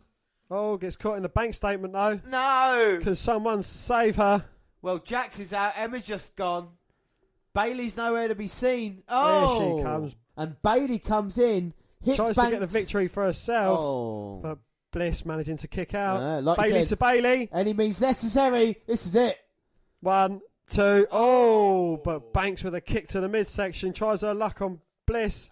But Bailey breaking out this time. No, Jax is back in. And she is pissed off. Yes. Throws Bailey. Splashes her in a corner. I think this is Jax at the moment going for the slam on. Oh no! Atomic leg drop. 1, 2. But Emma in to save at the last second. And unbelievable. Now Bliss throwing Emma out the ring. And now she's setting her sights on Nia Jax. You know, Jax setting her sights on her. Bliss dodges Nia Jax. I think the top of Jax's head hit the ring post. Thought it was on the ring move. Bliss throws Bailey into Emma. 1, 2, 3. Yeah, my girl. She gone did won it for her daddy. Bliss retains in another. I mean, I got to make sure I'm watching the right thing here. In another cracking match, Dan. What are your thoughts on that? It was fucking amazing. It really was. It was beautiful. Everybody was used right in that one. Emma, someone you discredited at the start of it, put in a hell of a performance. Most definitely, yeah. I'll take it back, Emma, I'm sorry. And could have got the job done a number of times. We saw Nia Jax being the absolute monster that she is as well. Not involved in the pin, of course. Bailey getting pinned by Bliss. We saw the interaction with Banks. And it looks like Bliss standing over Bailey as like a kind of message of things to come, maybe. But I mean, just some of the moves we saw in there, like we're seeing replay now. The double Samoan drop. I mean, Jax, she was used perfectly in that match. I think for me, Nia Jax was the star of the show here. You know, the beautiful power moves. And then the end, though, Bliss showing her... The intelligence of Bliss. Exactly, we see exactly what she did. Nia Jax in the ring post, Bailey into a DDT, which Bliss has beaten Bailey with before. And you got to ask yourself, but maybe Bailey isn't cut out to be in the Raw Women's division because she always seems to come up at the moment in last place. But it's interesting to see what's going on. And here we have the only woman that could ever beat Asuka, Little Miss Bliss. Well, Bliss being interviewed now by Renee Young. Well, there's only one true goddess in WWE, and that's Alexa Bliss. That's what she says. But Bliss, I talked about this about an hour ago. Asuka is coming to get you. So be careful what you wish for. What a great great fucking card it's turning into, Dan. Yes, you know, we got warmed up gently by the first couple of matches, but the next three have been off the scale. And if that's a tale of things to come, we're going to have Another good match with John Cena and Reigns, and then it's going to turn it down a bit with Enzo and Neville. Yes, but then, of course, Strowman and Lesnar, it's two Nia Jax going against each other. It's going to be... It is. I think that's going to be a cracker, but... It's going to be a cracker. It's going to be a cracker on this. So, yeah, I mean, it will be Cena and Reigns next. I have no doubt in my mind. Eddie. Well, of course, seeing No Mercy 2005, Eddie Guerrero's last WWE pay-per-view. Alright, so up next, Dan, it is a WrestleMania level main event. It's the first of two, and it's going to be John Cena versus Roman Reigns. And let's have a look at the promo. This is John Cena, one of the many young talents who could be looking to knock on the door of opportunity. This, the tremendous anticipated debut of Roman Reigns out of Pensacola, Florida. John Cena is United States champion. Roman Reigns is the United States champion. Cena has won the Royal Rumble. Reigns has won the Royal Rumble. John Cena is the champion.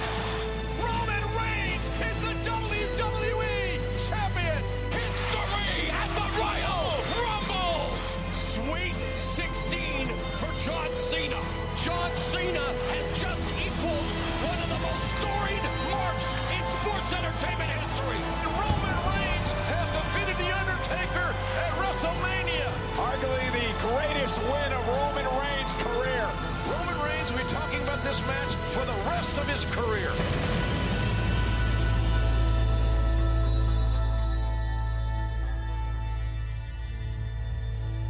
Ever since Roman Reigns has stepped foot in a ring, Roman Reigns has been the blue chip prospect that has been protected against anyone and everyone that steps in his path.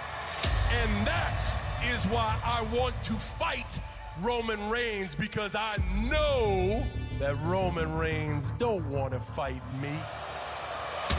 The two most polarizing figures in WWE today are in the same arena at the same time. Usually, another superstar comes out here and calls John Cena out. That way they can make a name for themselves. But you came here. You came to Monday Night Raw and you called me out. And I wonder why that is. Maybe it's because I'm selling the tickets that you haven't sold in 5 years. You're not as big of a deal as you think you are. You're a phony. You're a yes man. He's a part-time and fake ass. And I'll be damned if I don't bust my ass every single week so you can hang out on the Today Show. Then jump on a big old bus. So maybe it's not that I don't want to fight you. Maybe I just don't need to.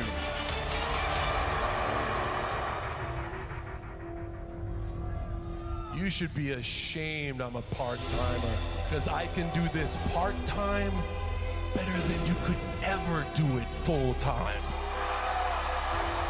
I'll say this to your face, Roman Reigns. I don't respect you. I blame you. I'm still here because you can't do your job. Dude, the only person living a lie here is you. You come out here and say it's your yard. You come out here and say you're the guy. They don't agree so much. Is there any room in that clouded, protected, conceited brain of yours for you to actually see what the hell is going on here? Or do I have to beat some common sense into? Now we're talking, John. Do it. Come on. Do it. Right here, right now. This is your moment to finally back up your big mouth. Do it.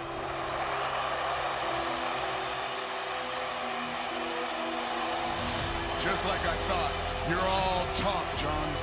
And that's why I don't respect you. John Cena, Roman Reigns, No Mercy in Los Angeles. This matchup has become extremely personal. personal. At No Mercy, consider me like a drug test, Holmes. You ain't getting past me. You're not as strong, as fast, as good as you say or think you are. WWE can make it without you.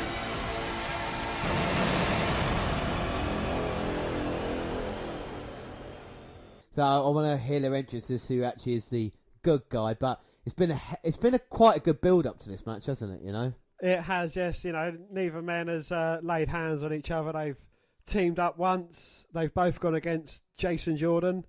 You know, they've both been battling on the mic, so to speak. Yes, they have. I mean, Cena had the better advantages to begin with, didn't he? You know, with the kind of cutting down of Reigns. But Reigns has responded in recent weeks. Of course, John Cena not being on Monday Night Raw last Monday out, I think kind of gave Reigns a little bit of advantage. But, I mean, they're trying to build it up as like very similar. Do you see similarities between John Cena and Roman Reigns? You know, there are some sort of similarities, don't get me wrong. But you could find similarities with any two wrestlers. Apart from anyone on Neville, because... Yeah, no, I think you're partly right. Yeah, I think to try and build it up has kind of like Reigns has done. Has Reigns... I know they're both supposed to be the faces that run the places, but they've both been faces that people don't want to run the place. It's like before John Cena was the face that run the place, everyone loved him, like Roman Reigns. But now they've been pushed into the spotlight, people don't like them. Well, I think this is the thing, you know, just because they're Vince McMahon's choices, I mean... They are very different, even though, you know, people do see him as similar. Saying, like, the 16-time title reign of Cena is the equivalent of Reigns beating The Undertaker at WrestleMania. But you were saying something about that the other day, weren't you, as well? Well, yeah, you know, Reigns didn't beat Undertaker in his prime. Reigns, you know, effectively beat Undertaker in one of his last matches, and The Undertaker must have been about 78. Yeah, I know. Right. It's like, I don't think he would have stood a chance if it had been Undertaker's 5th, 6th, 7th, 8th match. Yeah, a bit like when the Legend Killer, you know, when Orton faced at WrestleMania 21. If it was then, you'd be like, yeah, fair enough. Yeah, you know? But everyone's told Randy Orton, you know, you're going to win this match. But Randy was like, no, I've got too much respect for The Undertaker. So, this is the thing. And Reigns took that victory. As Cena comes out here, quite a positive reaction. I'm expecting a huge reaction when they, you know, square off and stuff. This is one of the few dream matches, and I know people don't like the phrase dream matches, they don't like the phrase WrestleMania level match. Well, as far as saying dream matches, I think this is a WWE dream match. Oh, yeah, without a doubt. You know, because I'd see a dream match as AJ Styles versus Nakamura. But a dream match would be like Braun versus Bret Hart as well. Yeah. Do you know what I mean? Like, maybe that'd be something where you think, oh, that would be good. But there's very few matches like this left in the WWE because they rely on the old stars so much.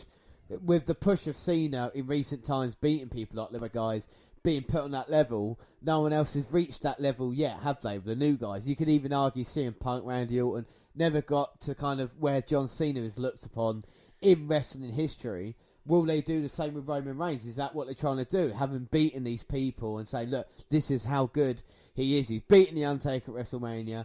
Now he faces John Cena. You know, Reigns has main evented the past 3 Manias. But then again, John Cena is John Cena. It really is a battle of, you know...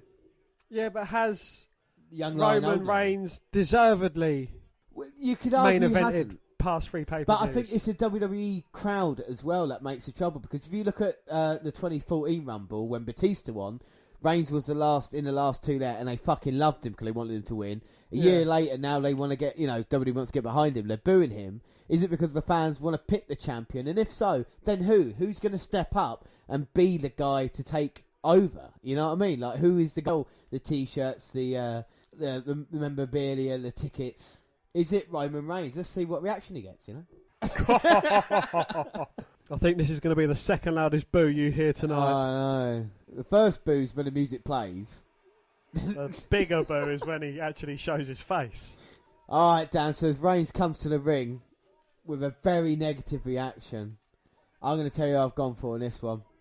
It might be a little bit of a surprise, but I have gone for Roman Reigns. James, I have gone for Roman Reigns. Roman Reigns, yeah. I mean, again, it makes more sense with a Reigns victory than it does John Cena. Why have you gone Roman Reigns for? Again, you know, if WWE want to push Reigns to be the face that runs the place, he's got to be the man, James.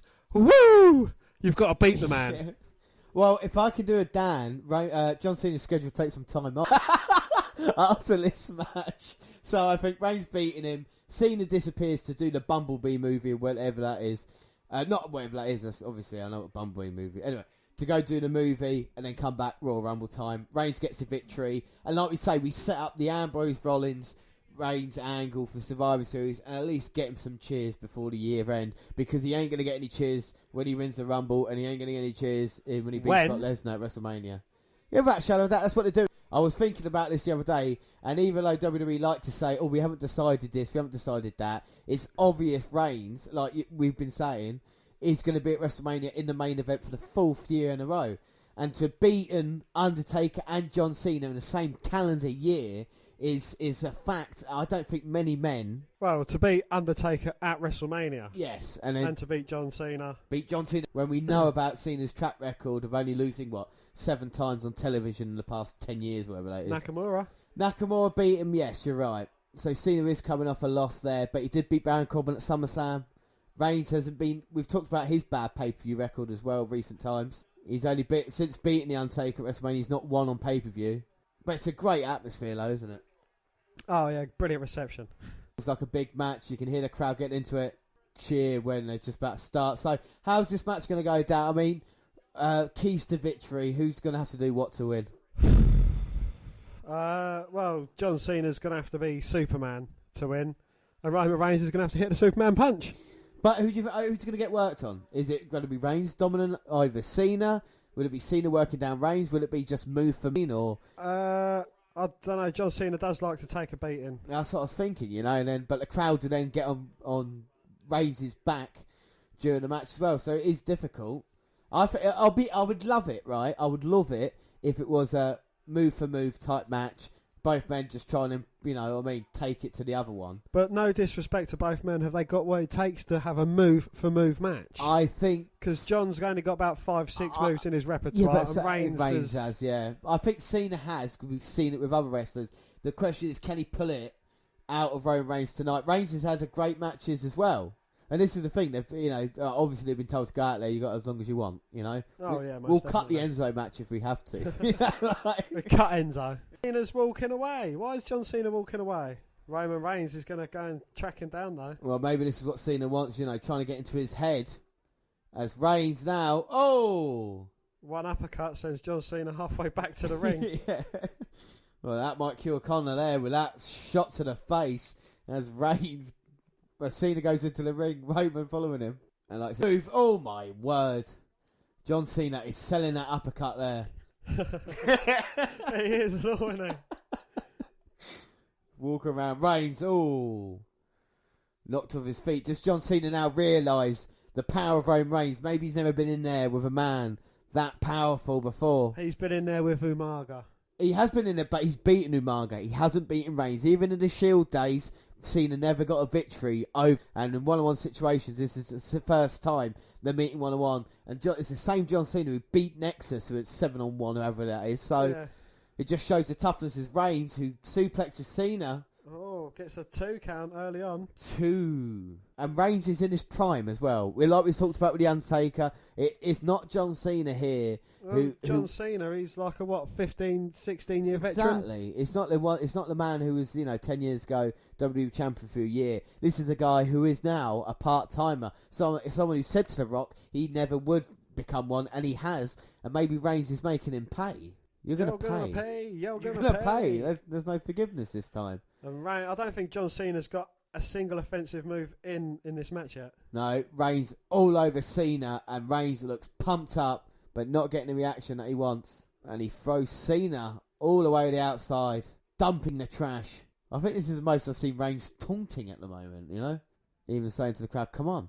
But that's the thing, I don't think Roman Reigns has earned self-worth yet. I don't think he's proved himself. But I don't think he's had bad matches when he's, been on top or when he's been facing people. I think he's been all right. Hey, Cena gets an offensive move in. Well, an offensive move. He reverses an Irish whip that was meant to send him into the stairs, throws Reigns in, and the stairs go flying. Well, Reigns in a little bit of trouble now. Like I said, with Super Cena, just managed to take the punishment and fight back. But I don't think now he's walking around as if nothing's happened in the match so far. Now Cena going to Irish whip Reigns. Oh, but Reigns reverses the momentum and sends Cena into the steel steps. And now John Cena recovering from those steel stairs. Reigns stalking him like the Terminator. John Cena's one offensive move remains that throughout the match. Now Reigns saying, is that what you got? And now look at Roman Reigns, Dan. He's smirking. He hasn't got a cigarette in his gob. He's just smiling at Cena. Well, he's got a John Cena in his hand as he pushes him in the ring. And this suits John Cena at the moment. Are you going to pin him after that? No, you're not. And John Cena with the kick out. Just slowly stalking John Cena. One match I'd like to see, Kurt Hawkins versus Oscar. The defeated streak against the undefeated streak. And he gets the job done. You have failed this, silly. That's what Roman Reigns is saying to John Cena. And John Cena having to use Roman Reigns to climb up. Reigns just knocks him down with a big right hand. Oh, and again another huge right hand by Roman Reigns. Maybe he's thinking this is too easy, but we've seen this from John Cena countless of times. We've seen him get beaten down and always turn it around. All he needs is a 5-knuckle shuffle. Exactly. And then he can come out and have a match. Roman Reigns, though, standing over John Cena, saying, is this Cena, is it? Put you down with a right hand. Third offensive move. And John Cena fighting back now. Oh. A big kick to the midsection and a kick to the chin sends Cena back to the mat. Oh. John Cena managing to get his shoulder up at 2, though. 2. Roman Reigns just saying, yeah, all right, you try to stop me then. I quickened it up, quickened the pace.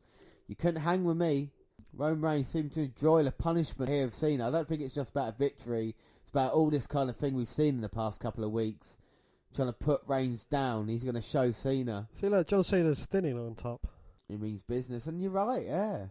He is thinning on top there. Maybe that's why he's trying to grow the hair out. It's his last attempt to.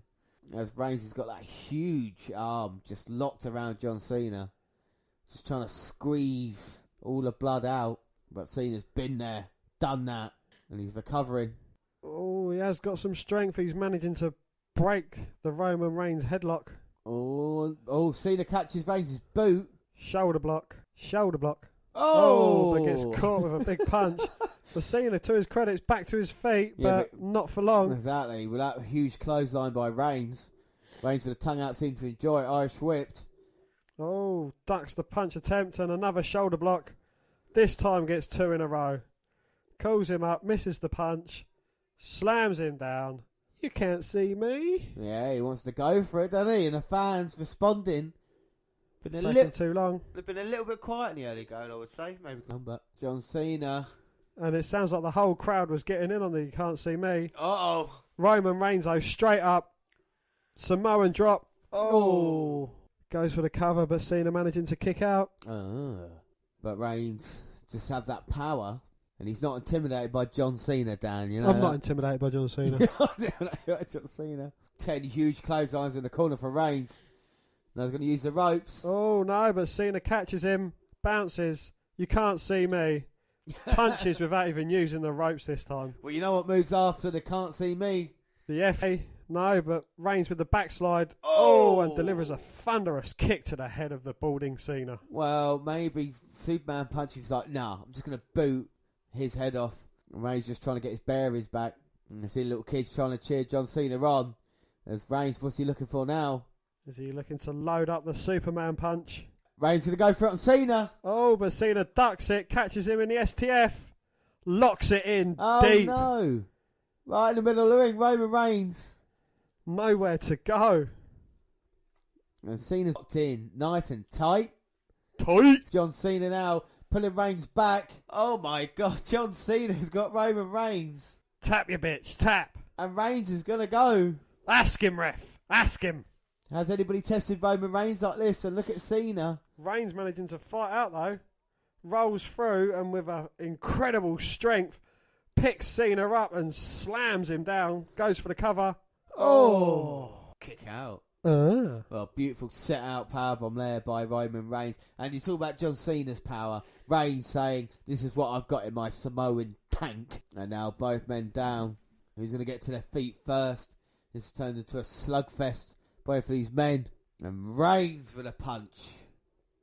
Cena with a punch. And now Roman Reigns with a punch. And now John Cena with a punch. Oh, but now Roman Reigns with a kick. And now John Cena with the punch. Oh, but Reigns responds with another punch. John Cena responds with a miss. And Reigns now go for the slam. Oh, but Cena, showing his incredible power, catches Reigns, chucks him onto his shoulder. F you. Oh, he's got him. One, two, four. John Cena wins Rewire. John Cena, Roman Reigns kicks out. The very last possible second. When's the last time it took an AA to beat someone? You know, one AA. It's been a while. It's normally AA rolls through, picks him up again. Exactly. AA.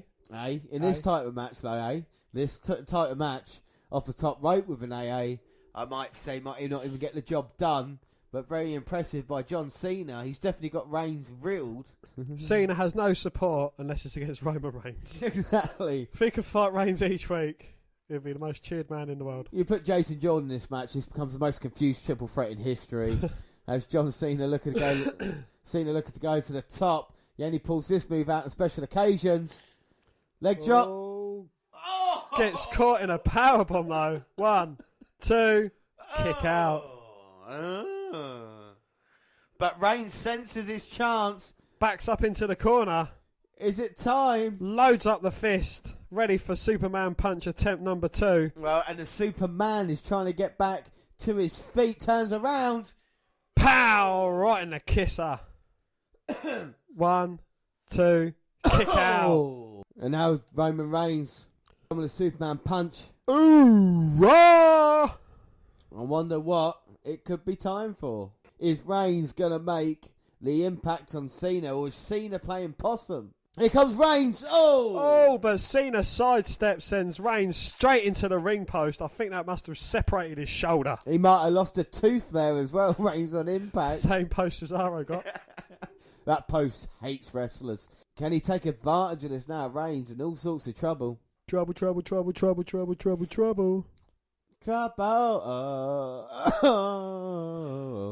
And John Cena. Oh, dragging Reigns up to the top. Is he going to go for his super AA? I said this might be the only way to get Reigns beat. And he is propping him up there. And this could be deadly for Reigns. Oh my God.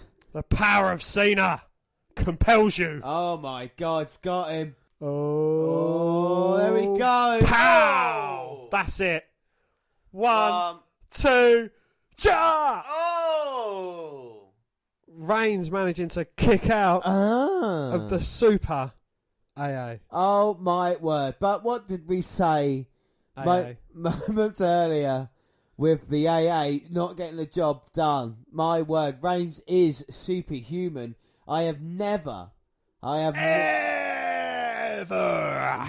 seen anybody kick out of the super AA, of the SAA, the super attitude adjustment.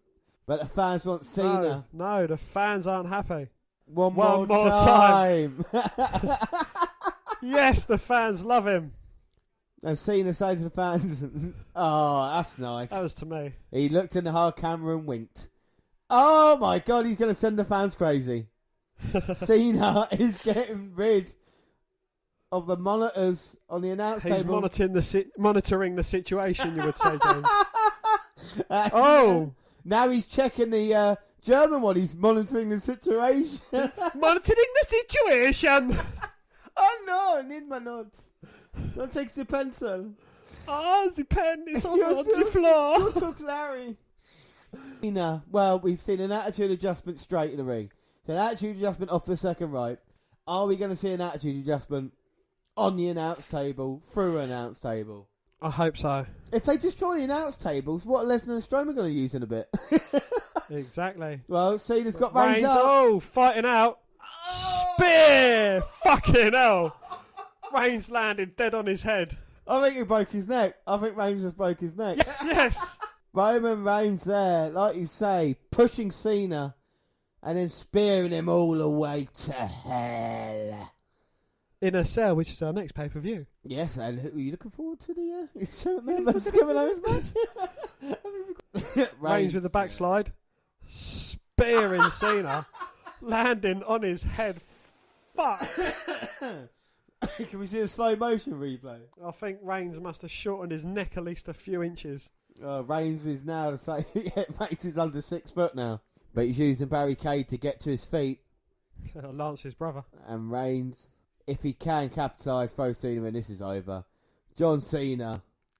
There we go, look. Reigns throws Cena in. Going for the cover. 1, 2, kick out. Yes, Cena. And Reigns can't believe it. Let's go, Cena. Cena. Cena's great. Not Reigns. I think the fans know what's coming because they're not happy with it. Hoorah! And Reigns is saying that's how I'm going to put John Cena down. I want to see one more AA. I want to see the fans get hyped and then take it away. And stay hyped. He's like the opposite Undertaker. No one wants to see him win. So when he gets pinned, everybody's so excited. Reigns going for this spear. Oh, but gets caught by Cena. Oh! Third time's a charm. Rolls it through. No! Fourth time's even better. No! Yes, Cena. We have never seen anything like this. Boom. Roll through again. Catch another one. 1, 2. He's kicking out. 4 AA. Ay. And now Cena's going to hit the ref. With an AA. Come on, Cena, don't get worked up. Oh, my. Hit another AA. It's going to take 20 AAs to put him down. It only takes one spear. Look at this. Well, look at Cena. Brilliantly worked there. The fans going mental. Boom. Super Cena. 1, 2. Kick out. Oh, we'll go away with Reigns' eyes were fixed on where the referee's hand was coming. He's a terrible wrestler. He's not too bad. He's just got to work out the kinks, you know. As John Cena looking to put away Roman Reigns, or maybe he believes he can't now. We have seen the toughness of this man. I'm starting to believe this is Roman Reigns' yard, and he seems to like it. No, still CM Punk's yard. CM Punk and John Cena now. John Cena get to his feet. Oh, gets clocked with a Superman punch. Doesn't go down. Followed up by a spear. 1, 2, 3. One spear. That's all it took to put John Cena down. Superman punch spear. Roman Reigns is now the man in WWE. Don't look for John Cena anymore. The marquee name, Roman Reigns. And look at the sign. Look at the WWE made sign they put in the crowd for those fans to use because the fans are not happy. Dan, are you happy? What do you think of the match? I thought it was the best match I've seen these two in. No, it was a bloody brilliant match, to be fair. I think it was full of everything. I think the fans would have gone crazy if John Cena would have won, pulled it to a series. Reigns gets a victory, say, on the next pay-per-view, and then wins it third time. But no, it was a brilliant match between the two. I think it just goes to show, what a Superman that Roman Reigns is now. Yeah, I mean, to talk about the match, they really pulled it out. John Cena, he's had his retractors over the years, and of course so has Roman Reigns.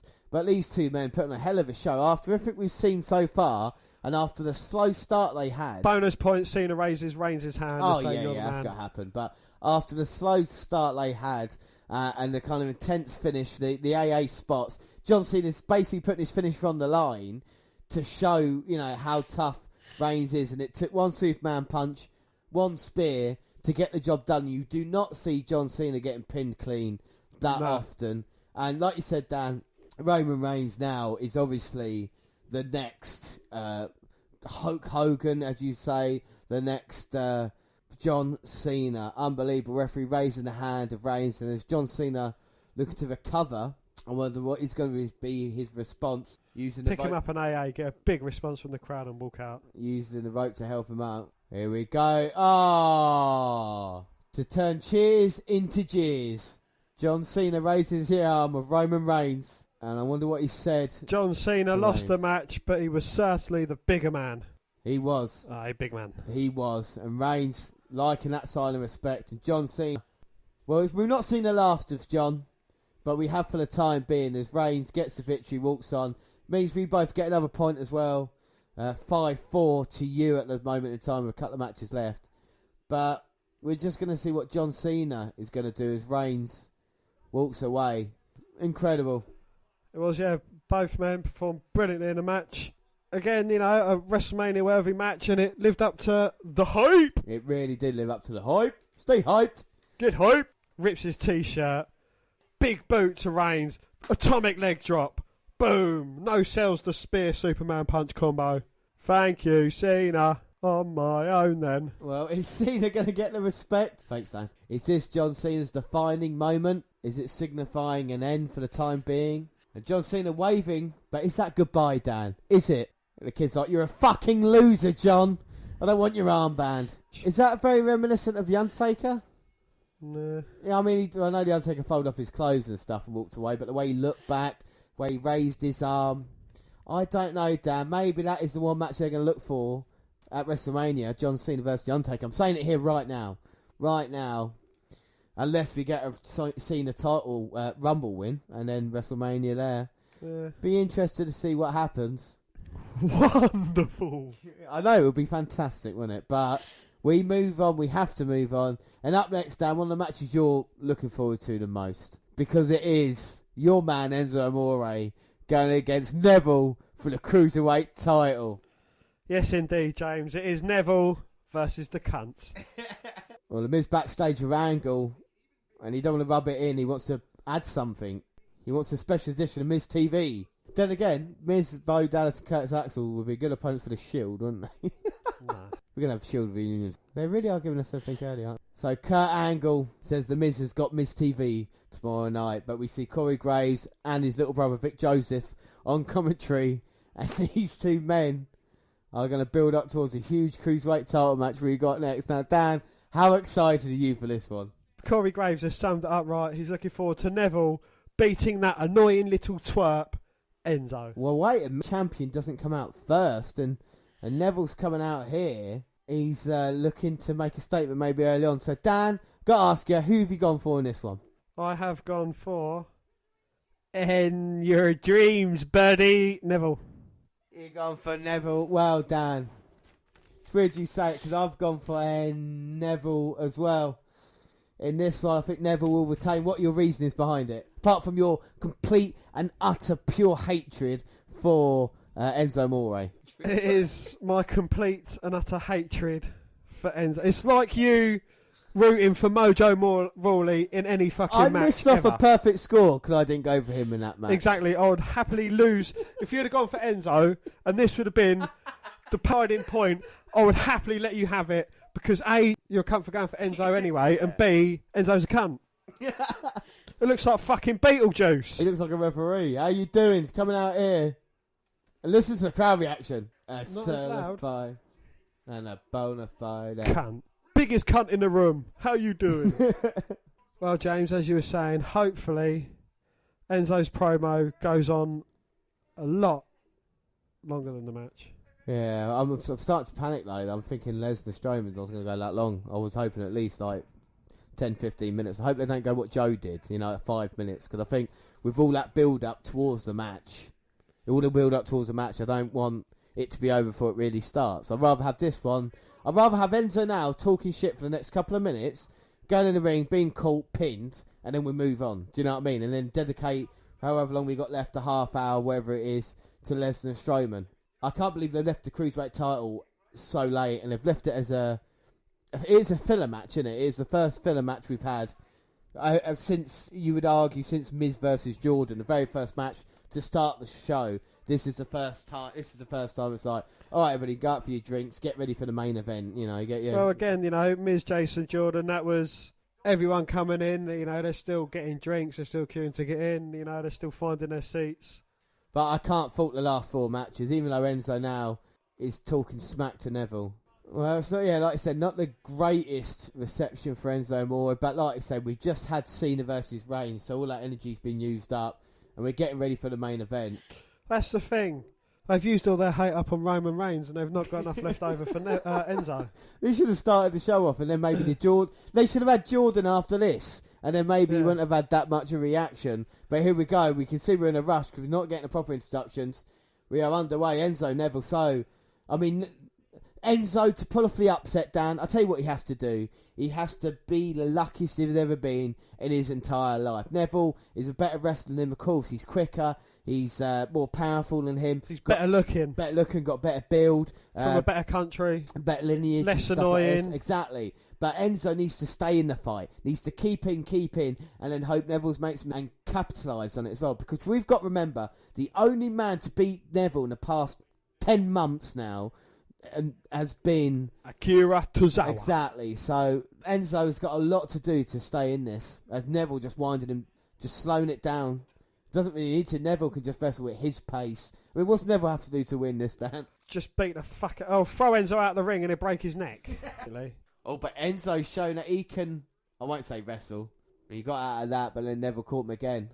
Too close to the ropes. Oh, that's typical fucking Enzo, though. Always trying to reach for something or someone. Well, this is the thing, isn't it? He's always looking for a tag and now he's looking for the ropes. Neville just letting him go and saying, I can beat you so easy. We saw Neville's reaction when he found going to be a challenger. Laughed at it. We look at his performance in the Fatal 5 by Enzo. Got the lucky pin on Alexander to get here. You talk about the Neville level and Enzo... Certainly isn't on it. I tell you Enzo's not on a level, let alone the Neville level. This would be the biggest upset since 1-2-3 Kid beat Razor Ramon, and even that you'd think, yeah, there's more of a yeah, but the Milan Miracle, Santina Morella coming out the crowd beating Umaga. That upset than that. Enzo's injury prone, just trying can't fucking wrestle. Just trying to get up to the apron now. Oh, Enzo hanging Neville up. This might be his chance. Shoulder blocked in the midsection. And now look at the huge right hands by Enzo. But Neville's not taking any of it. Throws Enzo into the corner. Catches Enzo's attempt at a boot. But Enzo pushes Neville off. He's pushing you off as well now. Enzo off the second rope.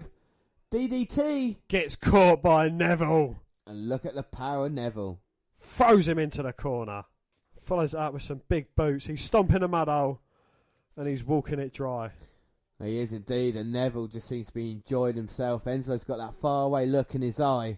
Has he got Beetlejuice on his fucking trousers? Yeah, it's Beetlejuice. Because that's a fucking travesty to Beetlejuice. Beetlejuice is a lot more attractive, a lot less annoying. There's Neville working Enzo. Big boot the corner. One of the greatest Batman. But Neville there, just drop kicking Enzo and dumping him outside. And Neville's getting paid for this. Do you know that? Neville, this is actually a proper title defence, everybody. Like, this is what he's getting paid for. Using the beard of Enzo. Throws him into barricade. Fucking hell. Enzo, that was quite funny. His eyes crossed. Oh, it wasn't funny at all. Well, he's just fucking boss-eyed. At this moment in time, like I said, Neville just taking his time. He can taunt to his heart's content. Enzo's got to beat the count in. To his credit, he does. Any other man would have been in at 5, James. He's just toying with this little mug. He is. He's like, ref, how long have I got? Right, tell me when it's over and I'll film. Well, this has been the easiest 10 minutes of Neville's career, hasn't it? You know, wearing down Enzo. Yeah, as if he hadn't poured a cup of water over his head at the start, then Neville wouldn't even be breaking a sweat. So Enzo making a comeback. And Neville's just saying, yeah, fuck off. Oh, Fresco, Enzo holding on to the top rope, skinning the cat back in. He's going to catch Neville by surprise. But Neville catches him with a kick in the fucking ugly face. Well, Neville saying that's it now. 2. Oh, Enzo's so tough. The heart of a champion, Dan. Managing to get the shoulder up at 2. Maybe Enzo is on the Neville level, Dan. Oh, yeah. He spent most of his match on the mat. Well, maybe he's luring him in. He's level with Neville's feet. Maybe he's just getting the punishment. Maybe he's trying the old rope-a-dope trick, trying to let Neville wear himself out. Neville picking up Enzo saying, this is it. This is the end. Tamat salata. Poopa. Scoopa. Chicken kebab. I think it's taking too long, Dan. Neville, maybe I was wrong. Spinning heel kick to the midsection. Because he can take his time with him. He can, and he's just chopping him with kicks. Boom! Big fucking boot to the head. Finish him. Well, he is. Neville to the top. It's going to look... Red Arrow! The most beautiful move, Dan, like you said. On the most ugliest man. WWE's weird, isn't it? Juxtaposition of that. Beautiful move. Ugly man. Red Arrow. Neville saying, no, you don't deserve the Red Arrow. You don't deserve it. It's like, I want to hurt him even more. I'm going to do it backwards. No, second rope. Shoot 450. Oh, Enzo moved. Neville in trouble, Dan. No, he's not in trouble. He's just playing possum. Enzo up to the top. Don't tell me. Hi, DDT. DDT to Neville. But he got to just get his bearings. Sponsored by Zen. Can he get over? No. 1, no. 2. Kick out. I wasn't even phased by that. Well, why did your face look different than the young man? I was just concentrating on the Neville kick out. Well, how much better it is than Roman's. What a great move by Enzo Amore there to put Neville down. And Neville is all over the place. Now, I tell you something, it is his yard at WWE. Oh, look at Enzo. Getting motivated, getting building up. Oh! Getting built up to get kicked in the fucking face. Well done, Neville. Well, Neville's had enough now. Uh-oh. Way! So, fuck off. Keep some time. Well, yeah, like I said, over the barricade, into the timekeeper's table. Referee counting. What's referee up to? 9. And why has Enzo got Neville's cruiserweight title? Is he trying to distract him? And look, he is. Referee stopping a count. That might just annoy Neville. Why is he lifted? Oh. And look at Enzo smirking, Dan. Maybe this is great strategy. Runs in the ring, stopping the count. Here comes Neville. Enzo going to use it as a weapon. Referee put the belt back. Oh! Low blow by Enzo! No!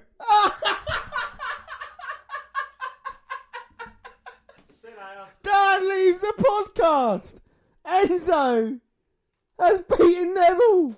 I wish I'd gone Enzo Amore. I wish I went Amore there. What a moment for Enzo. The biggest upset in WWE history. Beating Neville. WNR history. Eddie Guerrero-esque, that was. Giving the referee the title. Are you saying he's on Eddie Guerrero's level? Are you saying that now? Are you saying he is worthy of having his name mentioned in the same breath as that fucking legend? Are you dizzy blood? I'm saying... Calm down, everybody calm down. I'm saying that was the biggest upset in history, and making the referee get the title belt. Neville got caught. He won't get caught again, but we have a new cruiserweight champion, the first new champion of the night, Enzo Amore. Dan, what did you think of the match? Absolute fucking bullshit. I don't think it was a bad match, but there's not a lot you can do with Enzo. And I think Neville tried his best, really, didn't he? You know, to get a passable match from Enzo Amore. I mean, anything else on that, Dan, or we've lost you on this one? No. Next match, please. Okay, so we move on to the next match. I should say after that, neither of us get a point. It's 5-4, but Dan, if you've gone right in this main event, means you do win and get the pay-per-view point. I know it doesn't mean anything to you now, but it might do later. But Enzo Amore, I mean, surprising everybody. Not a bad reaction. I don't think anybody thought he was going to win the title, but he has done there. And what a weird night No Mercy has been as we move on to our next match, our main event. And it is for the Universal Championship. It is the reigning, defending Universal Champion Brock Lesnar going against Braun Strowman. And don't forget, still, we've got Raw Talk after No Mercy with the new Cruiserweight Champion Enzo Amore, Alexa Bliss, and John Cena. Oh, Enzo Amore. Fuck off. Oh, Enzo Amore. Fuck off. I was just saying, Mojo won the Memorial Battle Royal. I mean, what happened to him, man? What happened to him? At least he's not Cruiserweight Champion now, eh? But anyway, we move on after that. Huge surprise. We move on to the blockbuster main event. And we've got the tail of the tape. Now, who do you want to do in this one, Dan? I don't want to do neither of them. They're both ruined me. Brock Lesnar. He is 6'3". He weighs 286 pounds. He's got a 55-inch chest, 22-inch biceps. He finishes people with the F5 and the championships he's won. The Universal Championship. He's a 4-time heavyweight champion, a UFC heavyweight champion, and of course, an NCAA champion. The only man in history to win all those accomplishments. But Braun Strowman, 6'8", so he's 5 foot inches bigger. He's 5 foot. He's Brock Lesnar, 385 pounds, Dan. So 99 pound difference there. Chest 62 inches, biceps 23 inches, called signature move running power slam. Championships won, none, but Dan, untapped potential for Braun Strowman, unlimited. I talked about similarities between him and Lesnar, with Strowman just getting it more. Now is his chance. If he puts Brock Lesnar away, this could be huge here. And what a main event, and what a match, and I'm looking forward to it, you know. So let's have a look at the promo. He's extraordinary. He's different. He's unique. He's head and shoulders above everybody. It's not just a myth. Brock Lesnar. He's that dominating. He's that much different. He has no peers. Here comes the pain. The next big thing has arrived. Brock Lesnar is a bona fide monster. The Brock Lesnar era has begun. Who will be able to stop the next big thing? I said it. This is the next big thing. And I was right. Absolute dominance personified. Eat, sleep, shoot like Pete, shoot like Pete, shoot like Pete. There ain't nobody in WWE that can conquer anything like the one and only ruler of the WWE Universe. The monster among men. I want more competition.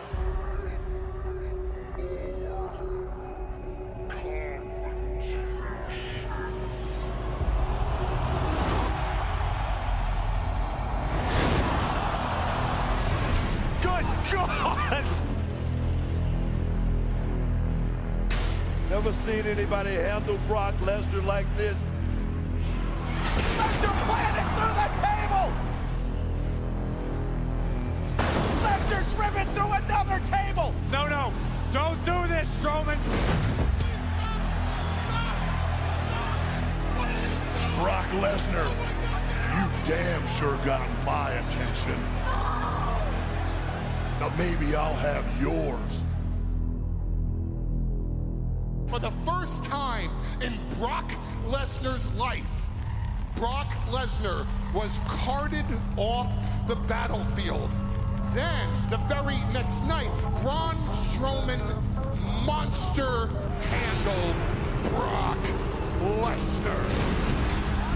I don't believe in monsters, but I believe Braun Strowman is one.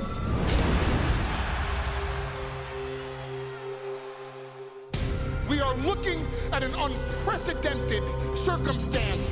Brock Lesnar is facing an individual that is bigger, more powerful than Brock Lesnar. And you know who this reminds me of? Brock Lesnar in 2002. When the next big thing asserted his declarative mantra by beating Wayne The Rock Johnson, Hulk Hogan, Ric Flair. But here's my question. Are you better than the baddest dude on the planet? Because Braun Strowman, are you ready to cross into the hostile ground known as Suplex City? I want Brock Lesnar. Braun Strowman, Brock Lesnar wants you. Strowman in the ring! Here we go! The Beast and Strowman! What he's trying to say is Suplex City. I do not fear Brock Lesnar. Strowman's back up! Brock Lesnar fears me. Lesnar looks like he's seen a ghost. This is becoming an all too familiar sight. Braun Strowman monster handling the Universal Champion. Brock Lesnar! At No Mercy, this is your future. And mine is becoming the new Universal Champion. So what have you thought of the build-up to this, Dan? It's been monstrous. It really has. They've done it right, haven't they, with this? With a build-up, we've seen Strowman absolutely destroying Brock Lesnar at SummerSlam, throwing him through the announce tables twice, and then throwing the announce table through him, you know, and at a moment in time, they came face-to-face the night after, and Raw, and Strowman didn't back down. We've seen Lesnar trying to hit him with a suplex. What happens when he hits Strowman with a suplex, Dan? Strowman bounced straight back up to his feet and hit Lesnar with all he had. He really has. And I know Goldberg has beaten Lesnar for the Universal title, or beaten him in a match. But I feel Strowman is I would say, the biggest task that Lesnar has to face as Universal. There has been no one like Strowman in the past few months now. Since WrestleMania, the way he's destroyed Big Show, put Big Show through a ring, put him through a steel cage, you know, the kind of feats of strength that he can do, it is crazy, you know, and being on the winning end against Roman Reigns the past few months, which no man can really say at the moment. I mean, Strowman is just awesome. Do you love Strowman as much as I do? Not quite as much, no. But, you know, he's an incredible monster. And he plays the big guy the way a big guy should be played. Well, the thing is as well, what they're saying in the video package is a bit like Cena and Reigns. Like when Lesnar began, he was the monster with Heyman in his corner being a destructive force. But he did win championships. And Strowman's been around now a couple of years. He's not won anything. Would maybe a Paul Heyman by side help him? I don't know. I think he does a good enough job on his own. Think he's good on the mic? Yeah, you know, he's... I think he's straight to the point on the mic, and he backs up everything he says. Well, this is the thing, he's a monster, so he does most of his talking in the ring. But he's so intimidating, and like the kind of face-to-faces we've seen between him and Lesnar have been so impressive. You know, Strowman laying him out with the power slam, and Lesnar trying to respond as well. I mean, I just hope, we talk about move for move with Reigns and Cena. This is what it's got to be. But I got a feeling WWE are going to try like a MMA style again. You know, the first man to make a mistake is probably going to get caught. I just hope it doesn't end after one F5. I think that would be pretty disappointing, you know. Like, most definitely. Yeah. I want to see a lot going into this one. So we talk about predictions. Dan, do you want to know who I've gone for in this one? Go on. Surprise me. After all this build-up, after all this talk, I have gone Brock Lesnar. So, who have you gone for in this one, Dan? What's that, my love? I have gone for Brock Lesnar. Brock Lesnar. So that does mean, we should say, it doesn't happen very often, but Dan, no matter what happens, you have got the pay-per-view win. So it goes to 10-6. You're catching up towards the year end. So there's still hope, Dan. There's still hope for you. It is a bittersweet victory for me tonight, James. I'm not going to lie to you. If I'd have gone Enzo and I'd have got the draw, you would have slit my throat in my sleep, Dan. All right, so we'll see what happens. The next time on pay-per-view, of course, is SmackDown's Hell in a Cell. So, again, with Survivor Series coming up, you could just be a couple of points behind as we move on. After the disastrous Mae Young Classic, I should say. So, you needed a lift, and you've got one, but we're heading into this huge main event, Lesnar and Strowman. So, why have you gone Brock Lesnar for? I think Brock Lesnar's been on the receiving end of quite a few beatdowns. And, again, I just don't think it is Braun Strowman's time just yet. No, I don't think Strowman needs a victory. I think what he needs is a very convincing, you know, like Nia Jax did in the women's title match earlier. Yeah. He needs something like this to show that he does belong. I don't think he's ready. I think with a crowd reaction as well, I think in a weird way you could turn him face if you kept the same character because of the destructive nature of him. It's fun to watch, you know, and that's what Raw has become, especially with Braun Strowman. But here we go now. With a big Raw, Braun Strowman makes his way down to the ring. Here we go. This is it. Strowman, not a bad response. The fans might have cheered themselves out a little bit during the Reigns Cena match. But it's driven furious anger that Braun Strowman's got down. And you know, saying a lot of those wrestlers in the back are thinking about going down to the Cruiserweight division. Well, if the Cruiserweight title's that easy to win, everyone should go down to the fucking Cruiserweight division. Well, Dan. Here comes the pain. Yeah. We don't have many megastars left in the WWE. Brock Lesnar brings that brand value. Like I said, former UFC champion. Former heavyweight champion. Former NCAA champion. But more importantly, the current Universal champion coming out here with Paul Heyman. My name is Paul Heyman. Thank you, Reigns Jolens, for that request. So there you go. Brock Lesnar. I mean, Dan, is he the underdog in this match? Brock Lesnar is never the underdog. He just draws you in to think the underdog. Well, we'll see how much punishment he takes so he can dish out here. Of course, we'll have our suplex count. I've got it going. Have you? How many written suplex count? How many do you reckon? I'm gonna go for half 7. dozen. Oh, there we go then. So bonus point on the line. Whoever gets that right. No. Well, Braun Strowman gets the introduction. Now it's time for Brock Lesnar. There's only one man that can do that. Do you know the interesting thing? Do you know what the interesting thing there was? What? Well, Braun Strowman is the monster amongst men, and Heyman said he's the beast among monsters. So what we'll give here, we've got Brock Lesnar, we've got Braun Strowman. It's something I've been waiting to see for a very long time. James is the unstoppable force meeting the immovable object. It is, and Strowman straight away showing his power, pushing Brock away. Brock may be going for a single leg takedown if he's going to try and take the MMA route. Taking it, Brock straight back to his feet, smiling. And Strowman again just picking Lesnar up and throwing him like a little child. I wonder how he's going to tackle Strowman. I mean, if you're Lesnar, how do you beat Braun? You use brain over Braun. I think you use a bit of Heyman as well, maybe distracting, of course, suplexes. The F5's always dangerous, but trying to pick him up, like he does there, suplexed him, but Strowman choke slams Brock Lesnar in response. And that's what you get for suplexing Braun Strowman, picking him up, running power slam. This could be it. Boom. Hits it. 1. Kick out by Lesnar. And Strowman nearly had it won in the first minute and a half. In Goldberg time. Yeah, that was. And now Lesnar's struggling to get to his feet. Braun just needs to catch a breath there. That was incredible by Strowman. Lesnar in the corner trying to recover. He's going to wait till the replay goes. No. Oh, Strowman hits a big splash on a Roman Reigns on Brock Lesnar in the corner. Caves his chest in. And now Braun Strowman is going to try and pick apart Brock Lesnar. Not many people can manhandle him like we've seen. Strowman might already have a cut just below the eye, but that's not going to deter him. As he's ramming into Lesnar, you can actually see the ring post being moved there by Strowman. The ring is certainly off centre. Yeah, by Strowman's impact. And Strowman chant. Brock trying to go for that back suplex. Strowman, big back elbow.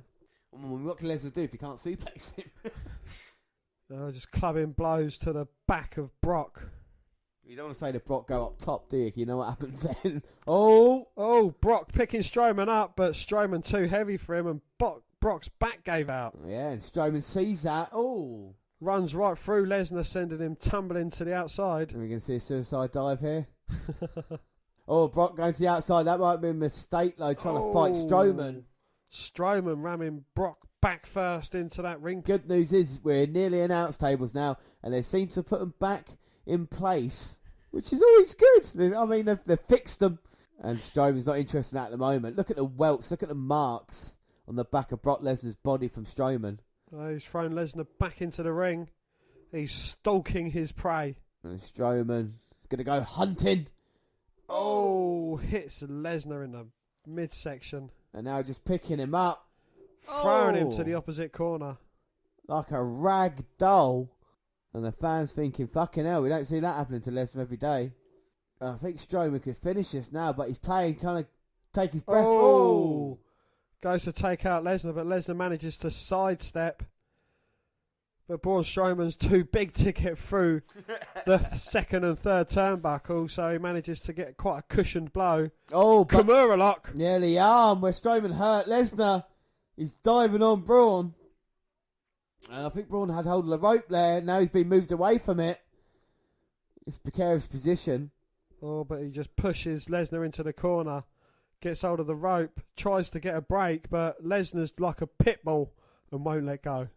Lesnar's got a proper redneck tan, hasn't he? Do you know what I mean? Like, he's white legs and then he's got red face. The red marks on his back. Well, that's thanks to Strowman. But now he's got the Kimura still in. Strowman drops to his knees. He's trying to twist it, but just the sheer, 23-inch bicep of Strowman. He can't really get it cinched in, but Strowman's in serious trouble. That's what Lesnar's trying to do, but just the girth, but it's still causing all sorts of tendon issues there in the elbow. You can see the position of it. And Strowman, can he reach the bottom rope? Gets to the bottom rope, and the referee has no choice but to break the manoeuvre. That's where before Lesnar breaks Strowman's arm. That's where the 6'8" frame of Strowman comes in handy as well, managing to reach the bottom rope. Oh, but a thunderous spinebuster rolls up Lesnar. Fucking hell. Oh, and Lesnar kicks out. Uh. Well, Strowman seems a bit dejected. He's only taken a couple of moves in this match, but they seem to have taken quite an effect on the big man. And a nip slip for the big man. Ooh, Strowman, you whore. Pull it away.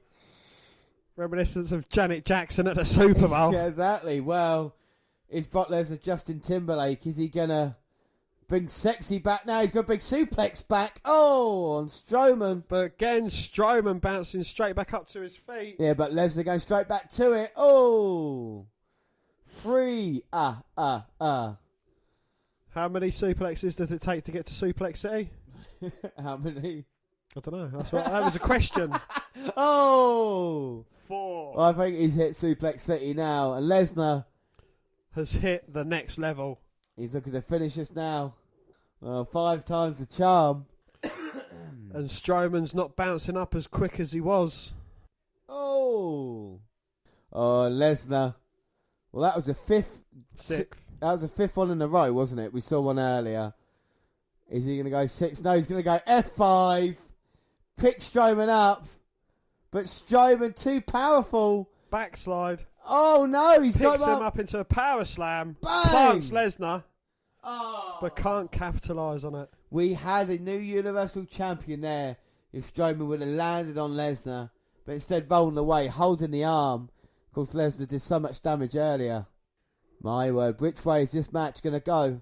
But Lesnar, to his credit, he's up to his feet. But problem for him, so it's Strowman who's going to go for the power slam yet again. No! Oh, plants him again. Oh! But still can't capitalise, and Lesnar rolls onto his belly. Oh! Kick out by Lesnar. Ah, well, we thought we had a new Universal Champion there, but there was a couple of things that proved dividends for Lesnar. First, his amateur wrestling background, or going straight to his front, not being able to get pinned. And secondly, the cover of Strowman as well, not being able to hook the leg as we saw get the full body across Lesnar, giving him a chance to get the shoulder up. But Strowman, if he hits the third one, this is definitely curtains for Brock Lesnar. Oh, but Lesnar catches Strowman. He's got him. F5. Into the cover, leg hooked. 2, 3. 6 suplexes. Bonus point, baby. No, you don't get any bonus point. Well, Brock Lesnar, F5 Strowman, and retains his Universal Championship. My God, Dan, what do you think of the match? I thought it was a bloody good match. 2 monsters going toe to toe. I don't think it could have gone on too much longer. I wanted a little bit more. I could have been happier there with Strowman getting a kick out, throwing Lesnar to the outside, through an announce table. Lesnar hits him through an announce table, back in, then you finish. You know, I don't think we saw enough on these two men. I would love to see an anything goes match, you know, where they could just throw each other around like this. Heyman seemed genuinely worried, but I think it was Strowman's kind of, not greenness, but just kind of newness to it by not taking advantage at that point in time, you know? Yeah. Letting Lesnar get up, and we know how deadly Lesnar is. But I think it was a great match, though. But you said you wouldn't want to see Strowman get put away with just one FU. I know. But I did also say I wanted Strowman to be a monster in that match, and he dominated the vast majority of it. Lesnar's lucky to come out with a title. But again, they're trying to sell the F5 as dominant. He did it to Joe with one, did it to Strowman with one.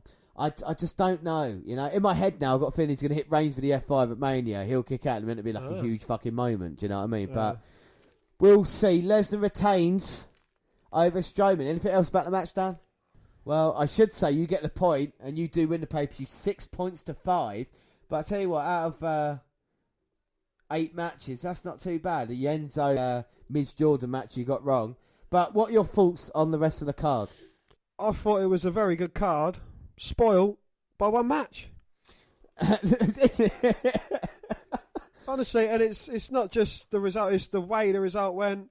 What's he trying to be, a fucking Eddie Guerrero or something? Alright, okay, right. So if we forget about that one match, right? If we forget about Enzo Neville match. If that match was taken off the card. Yeah, if you forget that, what was your what are your thoughts? Did you give match ratings to any of them? I didn't give match ratings, but I think My match of the night was the women's.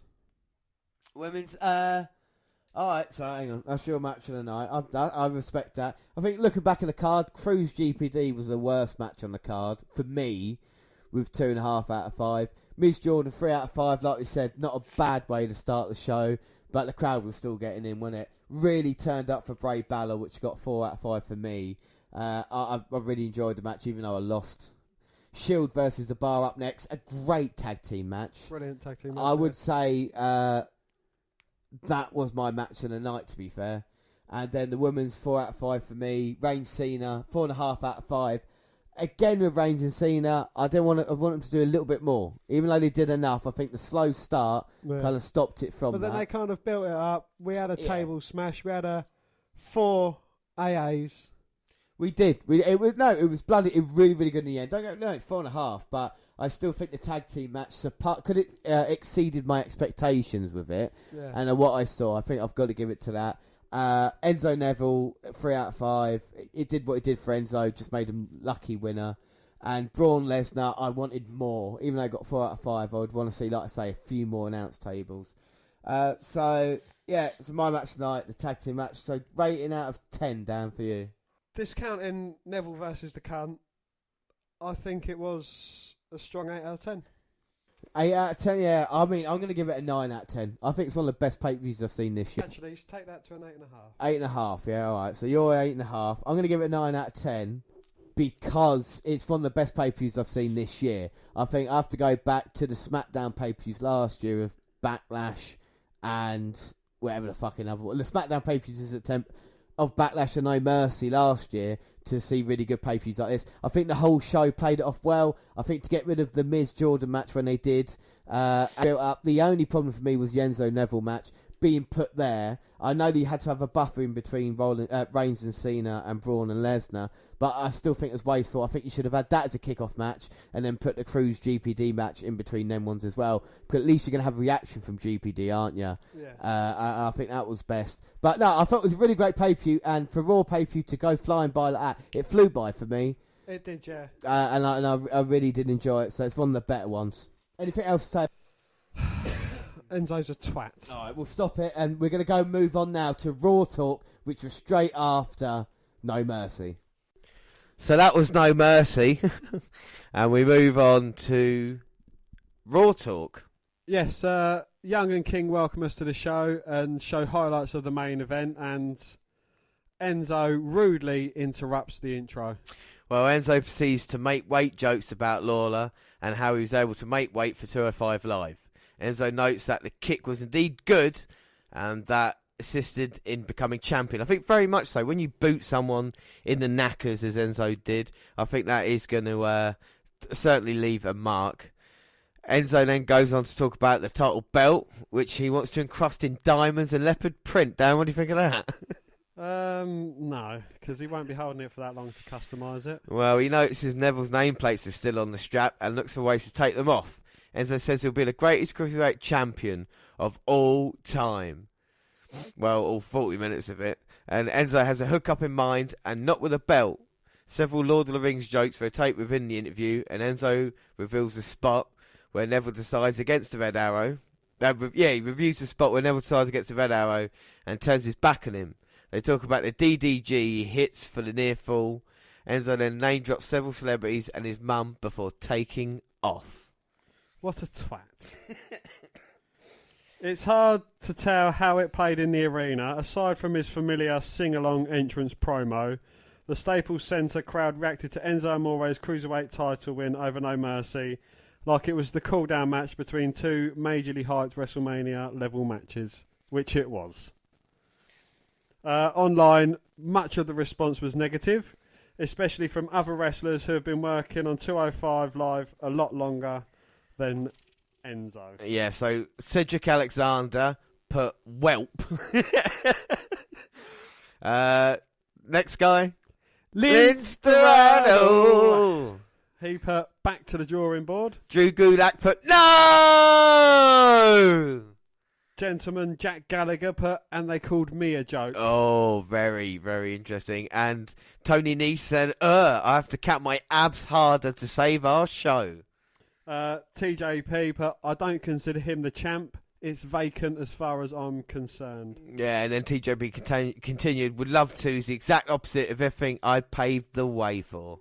Mustafa Ali then went on to say, patience. Well, it's important to note that these were all retweeted by WWE's official Twitter account, and the men sending the message who have been personally involved with and screwed over by Amore's work smarter shortcuts, namely Cedric Alexander, or have a current character gimmick where being outraged by this is a logical response, i.e.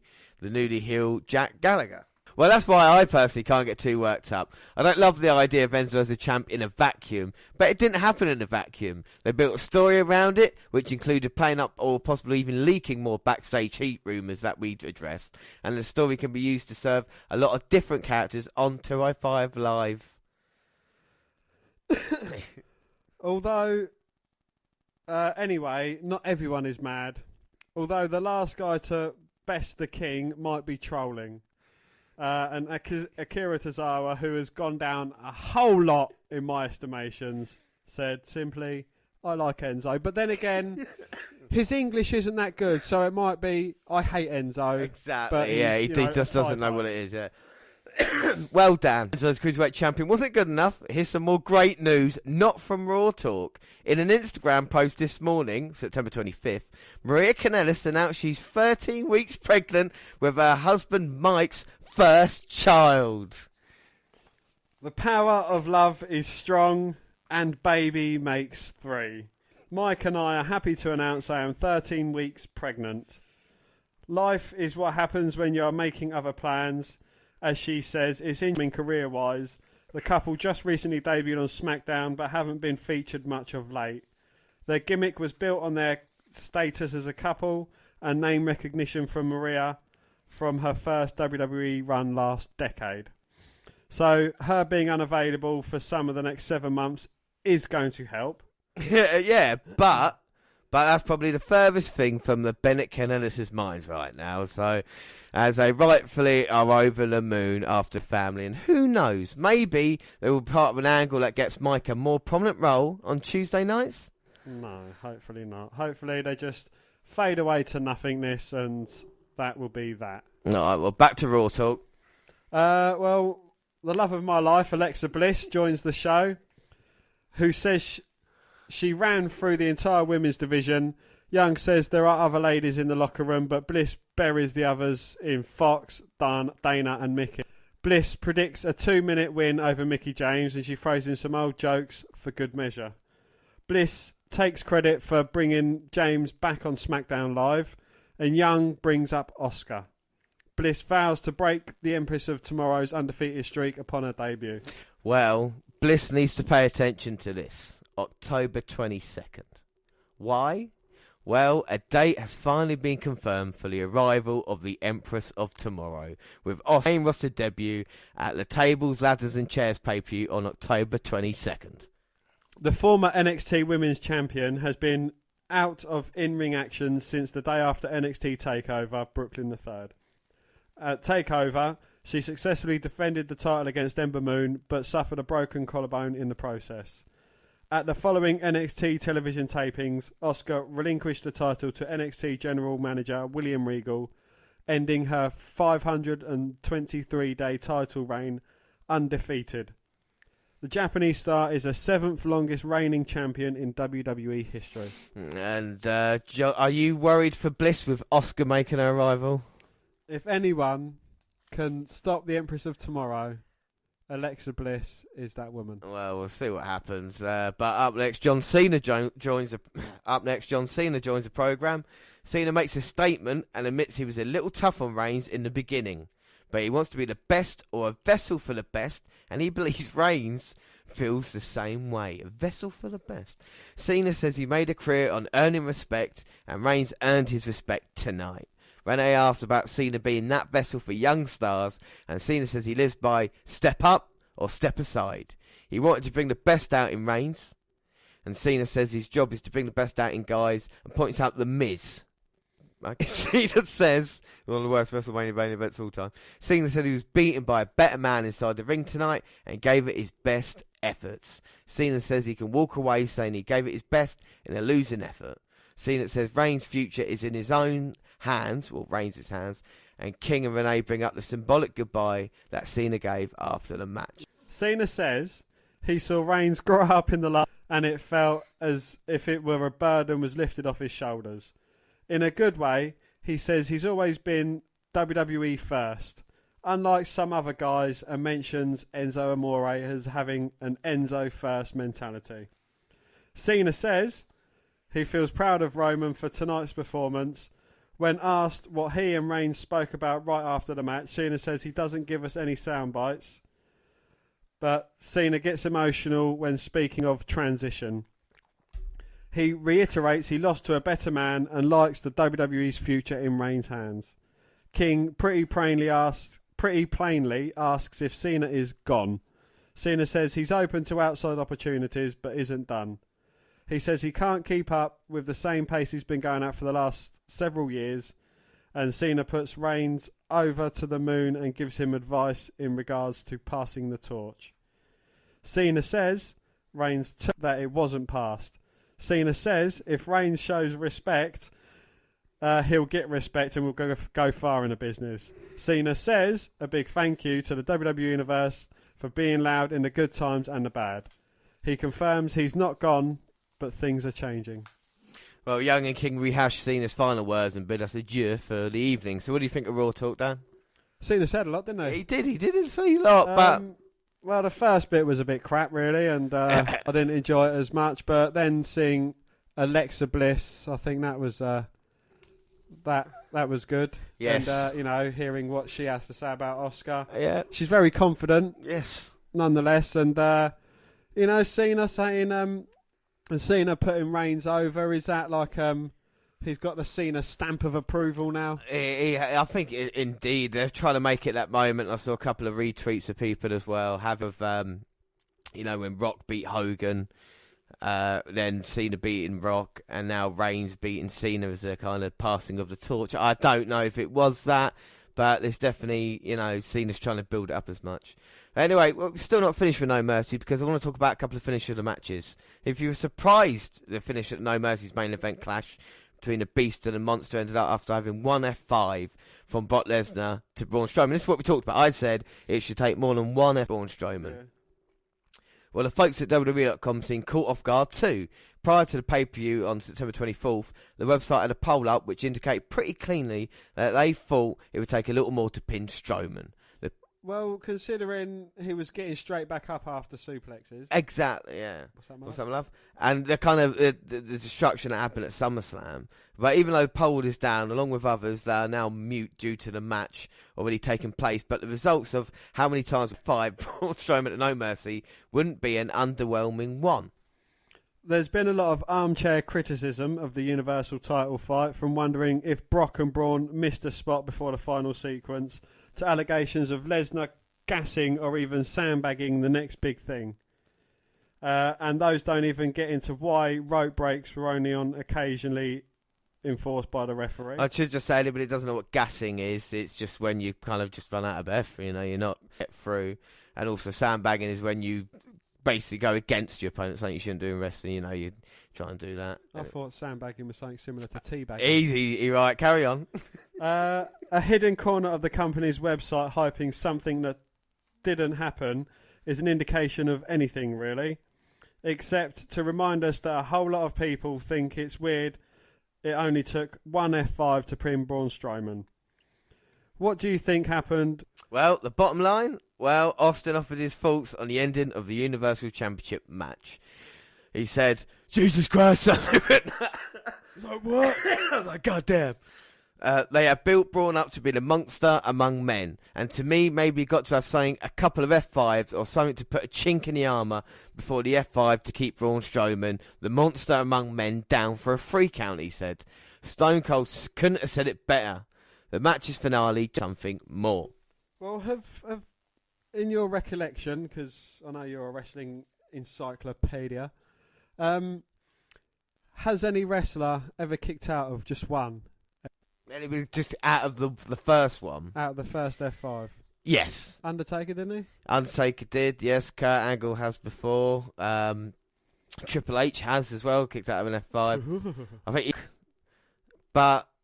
I think it's, as I said, but like the Undertaker, it took 3 F5s to beat him, and even people were saying that was not enough to put the Undertaker down for that amount of time. So it's interesting to think if they're trying to build the F5 up as a finisher. I just think they're building it up so they hit, like I say, Brock hits Reigns with it, he kicks out, and then suddenly, they play it as like, oh my God, I can't believe someone kicked out the F5. Well, seeing as though Roman Reigns took one FU, the second rope, and then 2 FUs in a row, and that still didn't keep him down. Yeah. And this is what people make the point about. But there was something else that happened at No Mercy, and we move on to injuries. Yes. And Dan, this is my favourite bit. Well, here I was, ready to pass out thinking Cesaro's teeth were broken off when he went mouth first into the ring post at No Mercy. Turns out it was even more sickening than that. According to an update posted on WWE.com and then confirmed on Raw, Cesaro's teeth were pushed up into his upper jaw by about 3 to 4 millimetres. That's nasty. WWE medical personnel Dr. Takino explained the next step is for him to see a maxillofacial surgeon today, most likely removing the teeth and having some implants made. So hopefully we'll have him up and running after Tuesday or so. His teeth were shoved up into his gums and he'll be back in business by midweek. Well, literally moments after he had his teeth shoved up into his gums, he was down for a bit. And then he was back in powerbombing Seth Rollins onto Dean Ambrose, and he continued with the rest of the match. Exactly, in my match of the night as well. It's just really, really impressive, isn't it? Yes. Well, Cesaro reportedly received a standing ovation backstage after the match as well. So, and it's thoroughly deserved, like you say. And just the reports started making the rounds, we talked about it, that Jeff Hardy suffered some kind of shoulder injury. It was believed it occurred during a 6-pack challenge match. To be true, indeed. He suffered a torn labrum and a torn rotator cuff, and he will be undergoing surgery on October the 3rd to repair the damage. One would assume that means an extended time on the shelf and a singles run for his brother Matt. But fizzing out, coming back to television while he's recovering, which he did last Monday on Raw. He came out when Matt and Jason Jordan teamed up. You think that's a good position for Jordan? Or when we go on to Raw in a minute, but do you think that's a good position for Jordan to be by Matt's side? Yeah, it will help out Jason Jordan a lot. Don't get me wrong, but he's no Jeff, is he? No. There's a lot of credit. It inspires me to think a lot more about what I can do other than extreme stunts and still be entertaining. If Matt and Jeff's run in TNA taught us anything, it's that they can create compelling television without ever stepping into a ring to wrestle a match. Either way, Jeff has wrestled his last match for some time. Well, and quickly...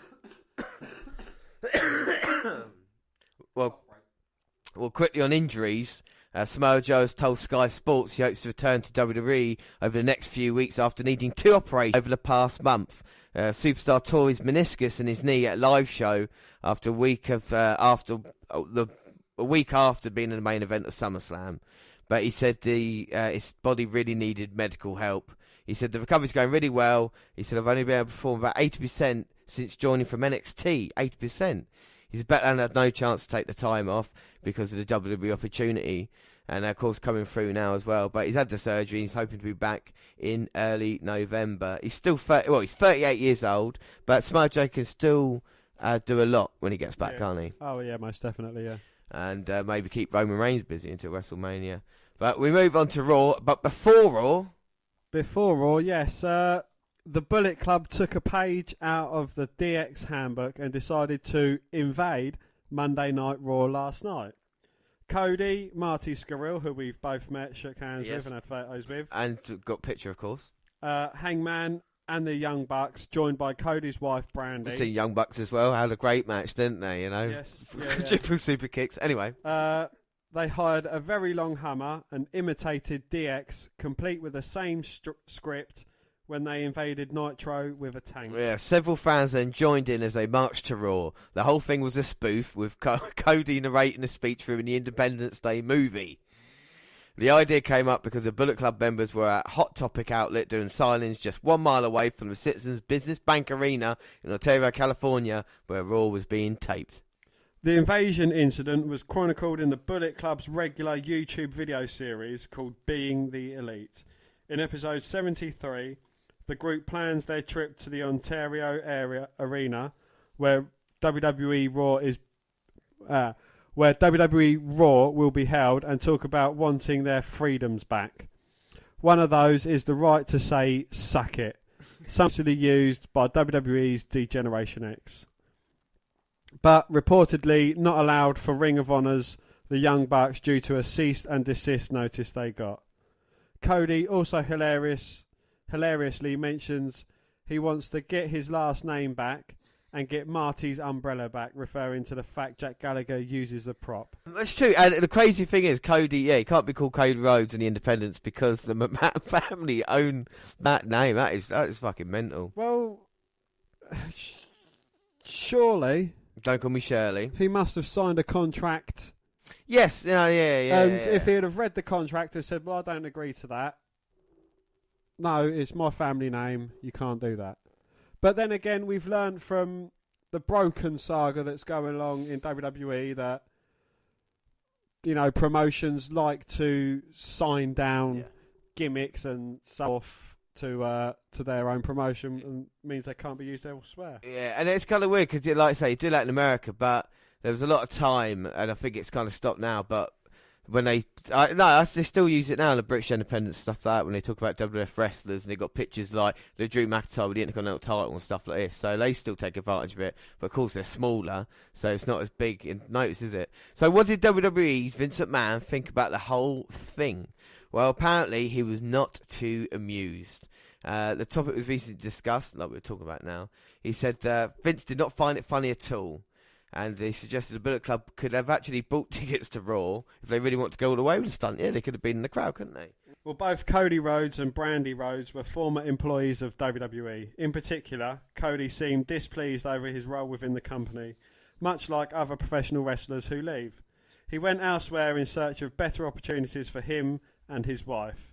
It's possible there is still some animosity between Cody and the company, but most likely this was a humorous jab at D-Generation X. The very stable that seems to have resulted in a cease and desist letter going out to Young Bucks. Well, it should be interesting to see if Cody Rhodes and the Bullet Club or Ring of Honor do anything more with this angle if they let it go now. However, it's highly unlikely that Vince McMahon will send anyone from WWE over to Ring of Honor for a similar stunt.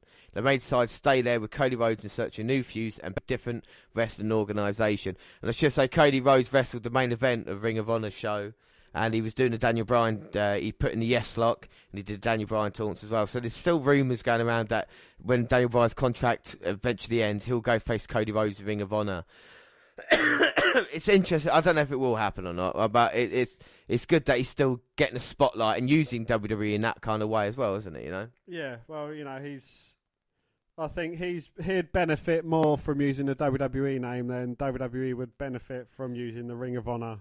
Like, you know, doing the same thing back to them. Most definitely. But I don't think they've got anyone like DX that would go and invade a different promotion anyway. No, I don't think they have. I don't think it would really work. Get a couple of guys from Ring of Honor past to go back there, but anyway, who wants to see that? Not me. No, but WWE have issued this against independent wrestling tag team Young Bucks over the use of their too sweet hand gestures. So not just to suck it, but also the too sweet. What do you think of that? You know because the Bullet Club was using it, and can you not? You know, can you stop anyone from using the too sweet? Right, this is what it says. WWE says it owns the gesture in the suit and threatened the Young Bucks with $150,000 in damages if they continue to use it. Too Sweet originated with the NWO in WCW, which WWE purchased the rights in 2001 and owns all the copyrights. But this is the thing about it, is that if I were now, are we breaching copyright? Because, you know what I mean? Because that means... Well, I remember that one was for the Wolfpack, but Edge used to... yeah, Edge used to do that. So it's difficult, isn't it? Because you've got to do different hand gestures and stuff, but still... Well, of course, Too Sweet has become synonymous with the Bullet Club. What did you think of Raw? It was quite entertaining, I suppose. You know, aside from Enzo keep popping his fucking head up and saying, I deserve a party. That's interesting you say that. I've made a couple of notes. If you've got any notes for Raw, But we'll talk about Enzo quickly because Enzo looks like he's going heel. He looks like he's going heel, you know? The way he came out, the way he's saying on Raw Talk, what he's saying in Raw, it looks like Neville now might be turning face. And I think with Enzo, we'll see what happens, you know, heel. People don't like him anyway. Could be a good thing for him, you know? Yeah. What else happened on Raw that you were interested in? Hawkins, he come out and he says he wants a real challenge. So, he wants someone to be the guy who basically breaks his losing streak. So, of course, Braun Strowman come out. The match didn't really get underway. I think Hawkins got a bit of a legitimate injury. Yeah, I mean, it looked more dangerous than it did. Like, when you see a stunt like that... Did you see the back of his shoulder, though? I saw the back of his shoulder. That was bad. Yeah. But, like I say, Strowman went through the LCD screen with Hawkins. And I think it looked it was more dangerous than it looked spectacular. Oh, yeah, you know what I mean? Yeah, like, usually with those kind of stunts, you're like a little bit panicked, but it like explodes or it doesn't look something else. With that, you're like, oh, he's put them through. And I don't think people really appreciate it's those kind of moves that don't look as good, but hurt as much, you know, like I say. Yeah. And I don't think Hawkins was the right person to be used in that situation. No, but then Strowman said, I want a real challenge. And, of course, who else but the Lunatic Fringe come out. Got some balls on him. Put up quite a good fight, actually, against Strowman. Ended up on the losing side, of course, as you would expect. Yeah, that was quite a good match, to be fair to it. Yeah, no, it weren't too bad, was it? You know, like I said, Ambrose answering the call, and they've said when he announced next week on Raw, it's going to be Rollins and Strowman going at it. I had a bit backstage when I was talking about it, and yes, because Rollins, I think he went against Sheamus. Yeah, Sheamus, yeah, it wouldn't be sorry. He took... But Cesaro was ringside. Yes, didn't open his mouth once. Credit to him. Yeah, Sheamus and Rollins. We had the cruiserweights. We had Alexa Bliss, didn't she? She was talking about being a women's champion, and Mickie James answered it. Are you excited for Mickie James Alexa Bliss program? Not really, no. No, I think they're waiting because now we know about Oscar as well, don't we? I think they're waiting for that moment with Bliss and Oscar, which is going to be awesome. But Raw started with The Miz coming out and hosting Miz TV, didn't it? He did indeed, yes. Miz joined, of course, by his Miztourage. Had Roman's in the hot seat. Was talking to him about the match he had obviously had the night before with John Cena, and then I think he insulted Roman Reigns a little bit. Yeah, no, The Miz. Did it happen in that? Did they beat him down in that segment, or did Reigns have a match? Reigns. Miz said something about, oh yeah, you know, I'm a real champion, blah, blah, blah, blah. Reigns says, well, let's have a fight then and see who's the real champion. So that was scheduled for the main event, last match of the night, and then the Miztourage was kicked out of there, but then they came back at some point because the referee got knocked out. And then, Reigns beat Miz, but then the Miztourage beat Reigns. Yeah, I saw the beat down of Miztourage to it looks the best Axel and Bo Dallas have looked in 2 years, beating down Reigns with Miz, and they're going for it now. And I said at No Mercy, I said they're going for the Shield, and then as soon as the Miztourage put their fists together in the middle of the ring, I thought, this is on like Donkey Kong, you know? It's like the Shield are coming, man.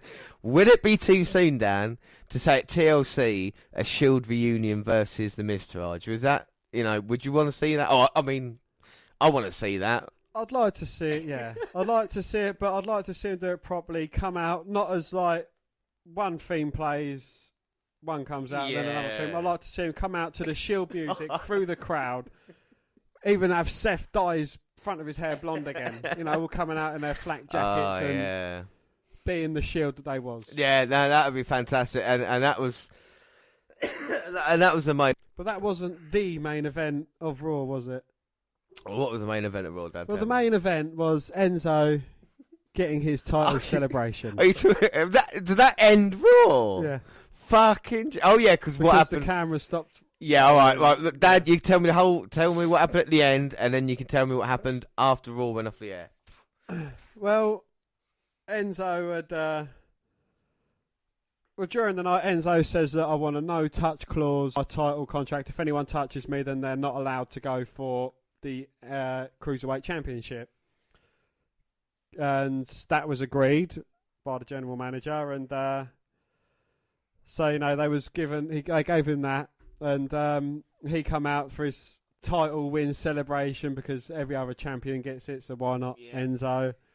And then Neville came out, and the whole of lineup came out and stood on the stage, not looking too happy. No, I'd be saw by their Twitter comments. Yes, indeed. And Neville made his way through, came out.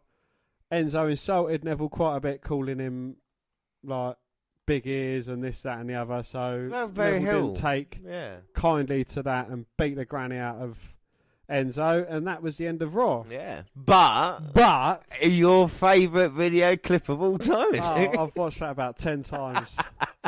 And we see Braun Strowman coming out, and he delivers a running power slam to Enzo after beating him down for a little while. That's not it. No. Enzo was laying down face first on the mat. Braun Strowman stood at the edge of the ring apron, ushered to the rest of the 205 Live wrestlers. Said he's all yours. Yeah. I'll tell you what's a bit weird. When Enzo got destroyed by Strowman last week, and Strowman was Strowman was walking away, Neville was walking in. No, it was the other way around, wasn't it? Neville was walking away, Strowman walked in, and then this time it was Strowman walking away, Neville walking, or something like that. I've cut that bit. Yeah, Gone. yeah. You know what I mean, though, don't you? Yeah, but no, and then the whole 205 locker room, and faces and heels together, people who've just had serious matches together, people who can't stand the bones together, they all joined forces to beat down Enzo. They did. Like I said, everyone, you know, they took their own turns having Jack Gallagher giving a headbutt and lumbar check. Cedric Alexander, there was two men feuding, exactly, and they hit like kind of double finishers. Drew Gulak, it was a no-fly zone because Gulak was there, but he allowed Ali to do the inverted 450 on Enzo. Well, and if Gulak is letting that happen, you know how much Enzo is hated. But one of the best finishes of Raw ever. So that was it, all wrapping up No Mercy. It wasn't too bad, was it, those couple of days, the Raw event? No, it was good. The pay-per-view, I think, did deliver in the end. There was enough matches there, and I think we've talked about the problems of the pay-per-view as well. We talk about SmackDown because, of course, we've got, what is it, Hell in a Cell on the horizon? It's only a couple of weeks away now, isn't it? Yes, we do indeed. Coming out in a couple of weeks' time, Hell in a Cell. So SmackDown was all short. You were telling me of an arc out of nowhere. Yes, well, Rusev celebrating his a bit of a distracted victory over Randy Orton, and everyone knows Randy Orton does get distracted when there's someone else because he was distracted by Aiden English. But this week, to celebrate his victory over Randy Orton, he was given a key to the city of his hometown in Bulgaria. Oh, yes. Because beating Randy Orton does mean that much to a wrestler. All right. It does get you the key to the city. But Aiden English sung the Bulgarian national anthem as Rusev walked down. He received the key to the city from the mayor of his hometown. And while Aiden English was singing a rather rude version, not rude as in fucking bum tits, but a nasty version of Orton's theme tune. Orton didn't like that, so he came from out of nowhere and hit an RKO out of nowhere on Aiden English. Oh. And then Rusev tried his best, but failed, and then he got RKO'd. Oh, so there we go. It's enough RKOs to keep you happy. Was it Kinshasa out of nowhere? It wasn't really out of nowhere, no. I think Jinder Mahal saw that coming because there was a bit of controversy over what he had called Shinsuke Nakamura. Yes. I think he referred to him as Mr. Miyagi. He did, and the fans chanted, that's... But this week he was joined by the Bollywood boys, or the Singh boys, or the Singh brothers. Singh boys. And, yeah, you know, he just... I think Jinder Mahal was going to go for the Colossus, But Nakamura wiggled out of it and hit him with the Kinshasa straight in the kisser. Pow! Straight in the kisser. And the main event for SummerSlam, main event for SmackDown was, of course, Kevin Owens and Sami Zayn. Sami Zayn coming out in the beginning of the show, didn't he? Yes, he was speaking about what had happened with Vince, and Kevin Owens was speaking about what happened with Vince, and then Sami Zayn came out, confronted him, said, "Look, you know what you done was bang out of order. I've known you for 20 years, 15 years, 10 years, and you've actually lost the plot, Kevin." And then he said, "Yeah, I want to fight with you." So that was set up for the main event. There was also a rather good tag team match.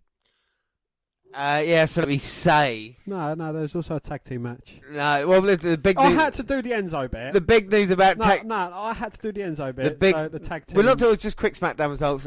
So the main event, Kevin Owens beat Sami Zayn. And the tag team match... tag team titles on the line, Hell in a Cell, Usos versus A New Day, which is going to be interesting. The Usos had quite a good competition against the Hype Bros. No, they didn't. Right, so that is it. Everything for this show. That is it. I mean, No Mercy wasn't so bad, but that is the end of the show. Done. So if you want to contact us, let us know what you thought about No Mercy. Loads of ways you can. We're on Twitter at WWE Network Review or at Vince McMahon WWE. I'm at John_Rollins. Also got a friend on Twitter. We do indeed, yes. He's at Mini Chris Benoit, and he's just trying to make the world a better place, and he's showing you his life when he joins us at work as well. Yes, exactly. And we're also on Facebook. You can come and find our page and give us a like with a WWE Network Review podcast, or you can come and find me and add me as a friend. I am Vince McMahon. Across all the Google platforms, WWE Network Review on Google+. Send us an email to WNRpodcast@gmail.com. And on YouTube, where we've got clips going up there and the podcast go at the same time. And they do that at other places like SoundCloud. On your phone. Don't forget to subscribe to our YouTube channel, WWE Network Review Podcast. Also Stitcher Radio, Spreaker Radio. We've got our live shows coming in November. And iTunes, where you can download, subscribe, rate, and review there. So Dan, final words on No Mercy. It was better than anticipated. Yeah, it was. So, yes, I have been James Rollins. And, of course, there was a travesty on it which shouldn't have happened, but it led to one of the best beatdowns ever. Yeah. So, yeah, you get some good with some bad. Exactly. Another one door closes, another one opens. But that is it. I have been James Rollins, as always, was joined by Dan White. Thanks for listening, everybody. Don't forget, next week, the WNR 125, looking at the top 25 women of all time. It's going to be a hell of a show. We love doing these lists, and we're going to bring you it there. And of course, in a couple of weeks, WNR 126 will be Hell in a Cell, SmackDown, bringing us a pay-per-view. But that is everything. Thanks for listening, everybody, and bye. Bye.